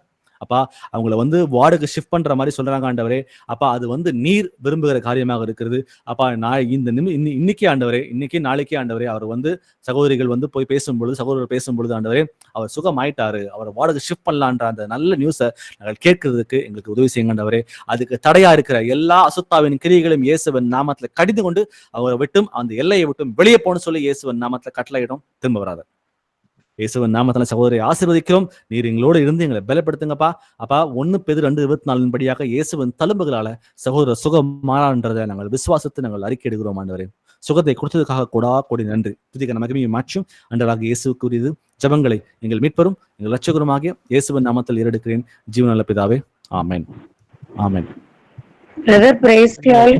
நான் கூட ஒரு பிரேயர் ரிக்வெஸ்ட் வைக்கிறேன் பிரதர். சொல்லுங்க சிஸ்டர். அங்க திருநெல்வேலியில எங்க சொந்தக்கார தம்பி ஏதோ கேன்சர்ல ரொம்ப கொஞ்சம் பாதிக்கப்பட்டு, அப்புறம் ஆனந்த் பிரதர் அவங்க எல்லாம் அங்க திருநெல்வேலியில போய் அவங்க சுவிசேஷ அறிவிச்சு எல்லாம் இது பண்ணோம். இப்போ ஹாஸ்பிட்டலுக்கு போயிருந்தாங்க. இப்போ வந்து ஹாஸ்பிட்டல்ல அவனுக்கு கொஞ்சம் பிளட் எல்லாம் வாமிட் எல்லாம் இதா இருந்தது. அப்புறம் டாக்டர் வந்து சரி இது லாஸ்ட் ஸ்டேஜ் தான், இதனால வீட்டுக்கு போக சொல்லிட்டாங்க. இப்ப வீட்டுக்கு வந்திருக்காங்க. அதனால அவன் வந்து ரொம்ப விசுவாசமா தான் நான் வந்து ஞானஸ்தானம் எடுக்கணும் இயேசு நாமத்துல, நான் வந்து உங்களை நானும் இயேசுப்பா செய்யணும்னு அவனுக்கு ரொம்ப ஆசை. அதை சொல்லிட்டே தான் இருந்தான். அதனால அவனுக்காகவும் கொஞ்சம் ப்ரேயர் பண்ணுவான். அவன் பெயர் வந்து அந்தோணி சிலுவை முத்து பிரதர். அவனுக்காக கொஞ்சம் ஜெபம் பண்ணு. என்ன கேன்சர் சிஸ்டர்? அது என்ன கேன்சர்? என்ன கேன்சர் தலையில கட்டி வந்து தான் ஆப்ரேஷன் பண்ணியிருந்தாங்க. சரி சிஸ்டர். ஓகே. ஜெபம் பண்ணலாம் தலையில சிஸ்டர். கட்டி, அது கேன்சர் கட்டி தான். ஆமா. ஓகே, ஆனா இப்போ ஓகே, வந்து ஓகே. லாஸ்ட் ஸ்டேஜ், நீங்க ஹாஸ்பிட்டலுக்கு வர வேண்டாம்னு ஏதோ மாத்திரை கொடுத்து அனுப்பியிருக்காங்களாம். ஆனாலும் சரி விசுவாசம் சிஸ்டர். இருக்கு அவனுக்குள்ளேயும் நிறையா. அதனால நம்ம சரி. கண்டிப்பா தேவன் பிழைக்க வைக்கணும். அதுக்காக ஏசப்பாட்டு ஜெபம் பண்ணலாம் சிஸ்டர். ஏசப்பா, இந்த நேரத்துல நாங்கள் ஒரே சபையை ஆண்டு சமூகத்துக்கு வருகிறோம் ராஜா. சகோதரன் சிலுவை முத்து, அந்தோணி சிலுவை முத்து சமூகத்துக்கு வருகிறோம் ஆண்டவரே. அவரை இயேசுவின் நாமத்திலே ஆசீர்வதிக்கிறோம் அப்பா. உமக்கு ஊழியம் செய்ய வேண்டும், உமக்கு பிரியமான மகனாக நடக்க வேண்டும் என்ற அந்த ஆர்வம் அவருக்கு இருக்கு ஆண்டவரே. சகோதரி சொல்றாங்க ஆண்டவரே, அதை நாங்கள் விசுவாசிக்கிறோம் அப்பா. இந்த நேரத்துல ஆண்டவரே, சத்ருவ ஆண்டவரே ஏதோ ஒரு ரூபத்துல இடம் கொடுத்துட்டோம்ப்பா. அதனால சகோதரன் வந்து மேற்கொண்டு வருவதற்கு கிருபை கொடுங்கப்பா. நீர் ஜீவன் வந்த தேவன் எங்களுக்கு தெரியும் ஆண்டவரே. அப்பா, சகோதரனுக்காக சமூகத்துக்கு வருகிறோம். நீர் ஜீவனை தாங்க ஆண்டவரே அவருக்கு. அப்பா, அவர் வந்து இந்த நேரத்துல இந்த ஜபத்தின் மூலமாக ஆண்டவரே அவர் முழுமையாக சுகத்தை பெற்று உமக்கு ஒரு சாட்சியுள்ள மகனாக வாழ்வதற்கு நீர் கிருபை தர வேண்டுமா நாங்கள் கெஞ்சி நாங்கள் மன்றாடி கேட்டுக்கொள்கிறோம் ஆண்டவரே. அப்பா, சகோதரனுக்கு வந்து கேன்சர் கட்டியை உண்டு பண்ணுகிற அந்த கேன்சர் அசுத்தாவியை சாத்தானே சகோதரனை விட்டு வெளியே போன்னு சொல்லி இயேசுவின் நாமத்தை கட்டளையிடும். சகோதரனுக்கு வந்து கேன்சர் கட்டியை உண்டு பண்ணி அவருக்கு பலவீனங்களை கொடுக்கிற எல்லா பலவீனத்தின் அசுத்தாவிகளையும் சாத்தான்களையும் வல்லமையுள்ள இயேசுவின் நாமத்துல கடிந்து கொண்டு அவரை விட்டு வெளியே போன்னு சொல்லி கட்டளையிடும். அப்ப டாக்டர் சொன்னாங்க ஆண்டவரே, இது லாஸ்ட் ஸ்டேஜ்னு சொல்லி சொல்றாங்க ஆண்டவரே. அது எல்லா நெகட்டிவான வார்த்தைகளும் இயேசுவின் நாமத்தை கேன்சல் பண்றோம்ப்பா.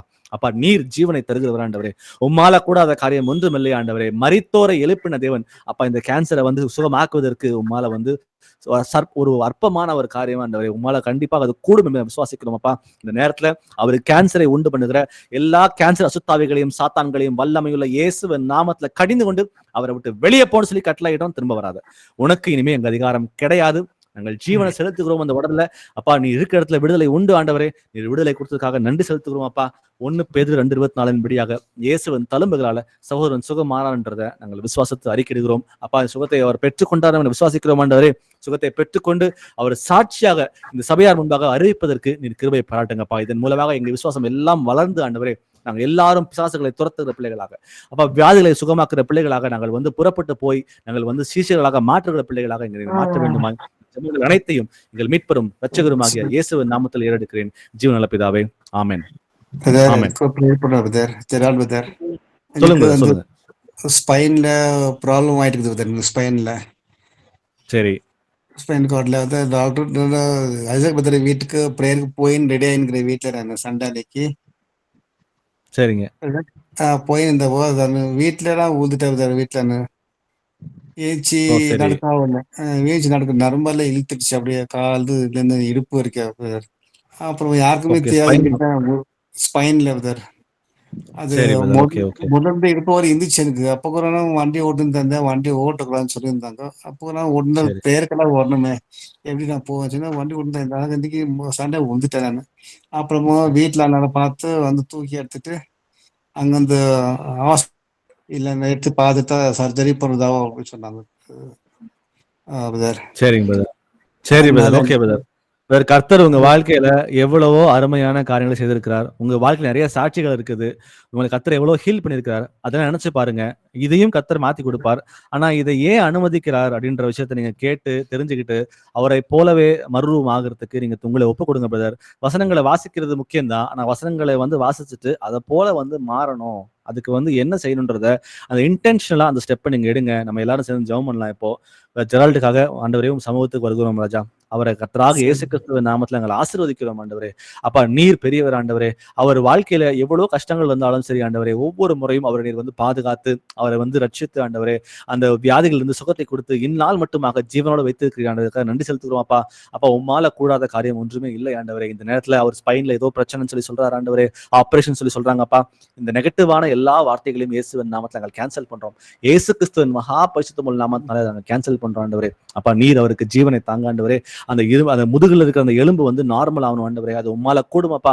அந்த எலும்புகள் வந்து இந்த நிமிஷமே அந்த ஸ்பைன்ல இருக்கிற எல்லா எலும்புகளும் நார்மலா ஃபங்க்ஷன் சொல்லி இயேசுவின் நாமத்துல கட்டளையிடும். அதுக்கு வலிகளையும் வேதனைகளையும் உண்டு பண்ணி அவருக்கு வந்து பலவீனங்களை கொடுக்கிற எல்லா பலவீனத்தின் அசுத்தாவிகளையும் சாத்தான்களையும் வல்லமையுள்ள இயேசுவின் நாமத்துல கடிந்து கொண்டு அவரை விட்டு வெளியே போன்னு சொல்லி கட்டளையிடும். திரும்ப வராது. இயேசுவின் நாமத்தினால சொல்றேன். சகோதரன் ஜெரால்டுக்கு வந்து முதுகெலும்பு வந்து பலவீனங்களை கொடுக்கிற எல்லா பலவீனத்தின் அசுத்தாவிகளையும் சாத்தான்களையும் வல்லமையுள்ள இயேசுவின் நாமத்துல கடிந்து கொண்டு அவரை விட்டு வெளியே போன்னு சொல்லி கட்டளையிடும். திரும்ப வராது. உனக்கு இங்கே அதிகாரம் கிடையாது. இயேசுவின் நாமத்தினால சகோதரனை ஆசீர்வதிக்கிறோம். அப்ப நீர் வந்து சுகத்தை கொடுத்தீர் ஆண்டவரே. இது சாட்சியாக அவர் அறிவிக்கத்தக்கதாக ஆண்டவரே. எங்க விசுவாசத்தை வர்த்திக்க பண்ணுங்கப்பா. சுகத்தை தாங்க ஆண்டவரே. 1 பேதுரு 2:24 படியாக இயேசுவின் தழும்புகளால சகோதரன் சுகமானார்ன்றதை நாங்கள் அறிக்கையிடுகிறோம் ஆண்டவரே. விசுவாசத்தோடு அறிக்கையிடுகிறோம் ஆண்டவரே. துதிக்கான மகிமையை மாற்றும் ஆண்டவராக இயேசு கூறியது ஜெபங்களை எங்கள் மீட்பெரும் இரட்சகருமாகிய இயேசுவின் நாமத்தில் ஏறெடுக்கிறேன் ஜீவனுள்ள பிதாவே. ஆமென். Praise lord brother. எங்க அண்ணனுக்கு கழுத்துல வந்து கேன்சர் வந்து மூச்சுக்குழால கேன்சர் பிரதர். இப்ப ட்ரீட்மெண்ட் எடுத்திருந்தாங்க. இப்ப மறுபடியும் பெட்ல அட்மிஷன் போட்டிருக்காங்க. அது கழுத்து ரொம்ப வலிக்குதுன்றாங்க. ஆனா இன்னும் ஸ்கேன் எடுத்து ரிப்போர்ட் பார்க்கல, எவ்வளவு அளவு குறைஞ்சிருக்கா என்ன எதுன்னு பார்க்கல. அடுத்த மாசம் தான் ஸ்கேனு. ஆனா ரொம்ப வலிக்குதுன்றாங்க தொண்டை. ஆனா விசுவாசமா இருக்கிறாங்க தேவன் மேல, கர்த்தர் மேல விசுவாசமா இருக்காங்க. அவங்களுக்காக ப்ரேயர் பண்ணுங்க பிரதர். இந்த பூரண சுகம் கிடைக்கணும். சாட்சியா எங்க அண்ணன் வந்து ஞானஸ்தானம் எடுக்கணும். வலி கொஞ்சம் எல்லாமே குறையணும் பிரதர். வலியே இருக்கக்கூடாது கழுத்துல. ப்ரேயர் பண்ணுங்க பிரதர். ஜெபம் பண்ணலாம் சிஸ்டர். நீங்க அவரை பாவ அறிக்கை பண்ண சொல்லுங்க. சின்ன சிஸ்டர், அவ பாவத்தை அறிக்கையிட சத்துரு வந்து பலவீனமா மாறுவான். பலவீனமா மாறும் பொழுது நம்ம ஜெபம் பண்ற ஜெபத்தின் மூலமா அவன் வந்து வெளியே போவான் சிஸ்டர். நீங்க அடிக்கடி அவர்கிட்ட பேசுங்க, அவருக்கு வார்த்தைகளை சொல்லி கொடுங்க, பாவ அறிக்கை பண்ண சொல்லுங்க. சரிங்களா? அவர் பேரு சொல்லுங்க சிஸ்டர். John Bosco. ஓகே. இயேசுவே ஆண்டவரே, சகோதரன் ஜான் போஸ்கோ சமூகத்துக்கு வருகிறோம் ராஜா. அப்பா, இந்த நேரத்துல ஆண்டவரே, சத்ருவானவன் எத்தனையோ பேரை வஞ்சிச்சு ஆண்டவரே. அந்த பாவத்தின் மூலமாக அவன் வஞ்சித்து ஆண்டவரே. அவன் வந்து வியாதிகளை உண்டு பண்ணி ஆண்டவரே, நீர் தந்த அந்த சுதந்திரத்தை நாங்கள் பெற்றுக்கொள்ளாத படிக்க ஆண்டவரே நாங்கள் ஏமாந்திருக்கிறோம். அப்பா, இந்த நேரத்துல சகோதரன் ஜானுக்காக சமூகத்துக்கு வருகிறோம் ராஜா. அப்பா, நீர் அவருக்கு 2000 வருடங்களுக்கு சுகத்தை கொடுத்தீங்க ஆண்டவரே. அந்த சுகத்தை வந்து நாங்கள் வந்து ஆண்டவரை சுதந்திரித்துக் கொள்ளாமல் சத்துருவுக்கு அடிமைகளாகி ஆண்டவரே இந்த வியாதிகளாக சிக்கொண்டு இருக்கிறோம். அப்பா, இந்த நேரத்துல சகோதரனுக்காகவும் சமூகத்துக்கு வருகிறோம். நீர் அவருக்கு சுகத்தை தர வல்லவராக இருக்கிற ஆண்டவரே. அவர் எந்தெந்த காரியங்கள் எல்லாம் உங்க மனவேதனை உண்டாக்கி இருக்கிறாரோ அதை நீர் அப்பா வெளிப்படுத்தி காட்டுங்க ஆண்டவரே. நீ வசங்களை தியானிச்சது போல ஆண்டவரே, அப்பா, வேதனை உண்டாக்கத்தக்க வழி எங்கிட்ட எது இருந்தாலும் அதை நீங்க சொல்லிக் கொடுங்கப்பா. அதை சகோதரன் உணர்ந்து அந்த பாவங்களை வாயார அறிக்கைக்கு கிருபை தாங்க ஆண்டவரே. இந்த கேன்சர் மூலமா அவருக்கு எவ்வளவு வலின்னு சொல்லி சொல்றாரு ஆண்டவரே. அந்த வலியை இந்த நிமிஷமே ஆண்டவரே நீர் மாற்றி போட உம்மால கூடும் என்பதை நாங்கள் முழுமையாக நாங்கள் விசுவாசிக்கிறோம். ஏன்னா உன் நாமம் வல்லமை மிகுந்த நாமம் என்பதை நாங்கள் விசுவாசிக்கிறோம் ஆண்டவரே. சகோதரன் ஜானுக்கு வந்து தொண்டையில இந்த கேன்சர் மூலமா வலிகளை உண்டு பண்ணுகிற அந்த கேன்சர் அசுத்தாவிய சாத்தானே அவரை விட்டு வெளியே போன்னு சொல்லி இயேசுவன் நாமத்தை கட்டளையிடுறேன். இயேசுவன் நாமத்தை சொல்றேன். சகோதரன் ஜானுக்கு வந்து கழுத்துல தொண்டை பகுதியில கேன்சரை உண்டு பண்ணி அவருக்கு வலியை உண்டு பண்ணுகிற அந்த cancer evil spirit, I command you to leave his throat right now in Jesus name. உனக்கு இனிமே இங்க அதிகாரம் இல்ல. வல்லமையுள்ள இயேசுவன் நாமத்தால சொல்றேன், அவரை விட்டு வெளியே போ, திரும்ப வராத. இயேசுவின் ஜீவனை அவர் உடல்ல செலுத்துறோம் ஆண்டவரே. அப்பா, இந்த நேரத்துல எங்கள் ஜெபத்தை கேட்டீர் ஆண்டவரே. அதுக்காக நன்றி ஆண்டவரே. உம் நாமத்துக்கு வல்லமை உண்டு. இந்த வல்லமையினால பிசாசுகள் அவருடைய தொண்டையை விட்டும் அவர் உடலை விட்டும் வெளியே போச்சுன்றதை எங்கள் முழுமையாக நாங்கள் விசுவாசிக்கிறோம் என்ற ஆண்டவரே. 1 பேதுரு 2:24 படியாக இயேசுவின் தழும்புகளால அவர் சுகமானார் என்றதை நாங்கள் அறிக்கையிடுகிறோம் ஆண்டவரே. இதை சாட்சியாக மாறி இதன் மூலமா எங்க விசுவாசம் நீர் வளர்க்க போற கிருபைக்காக நன்றி ஆண்டவரே. துதிக மகிமையும் மாற்றியும் ஆண்டவராக இயேசு கூறிய ஜெபங்களை எங்கள் மீட்பெரும் இரட்சகருமாக இயேசுவின் நாமத்தில் எடுக்கிறேன் ஜீவனுள்ள பிதாவே. ஆமென். Thank you brothers and sisters. Praise the Lord.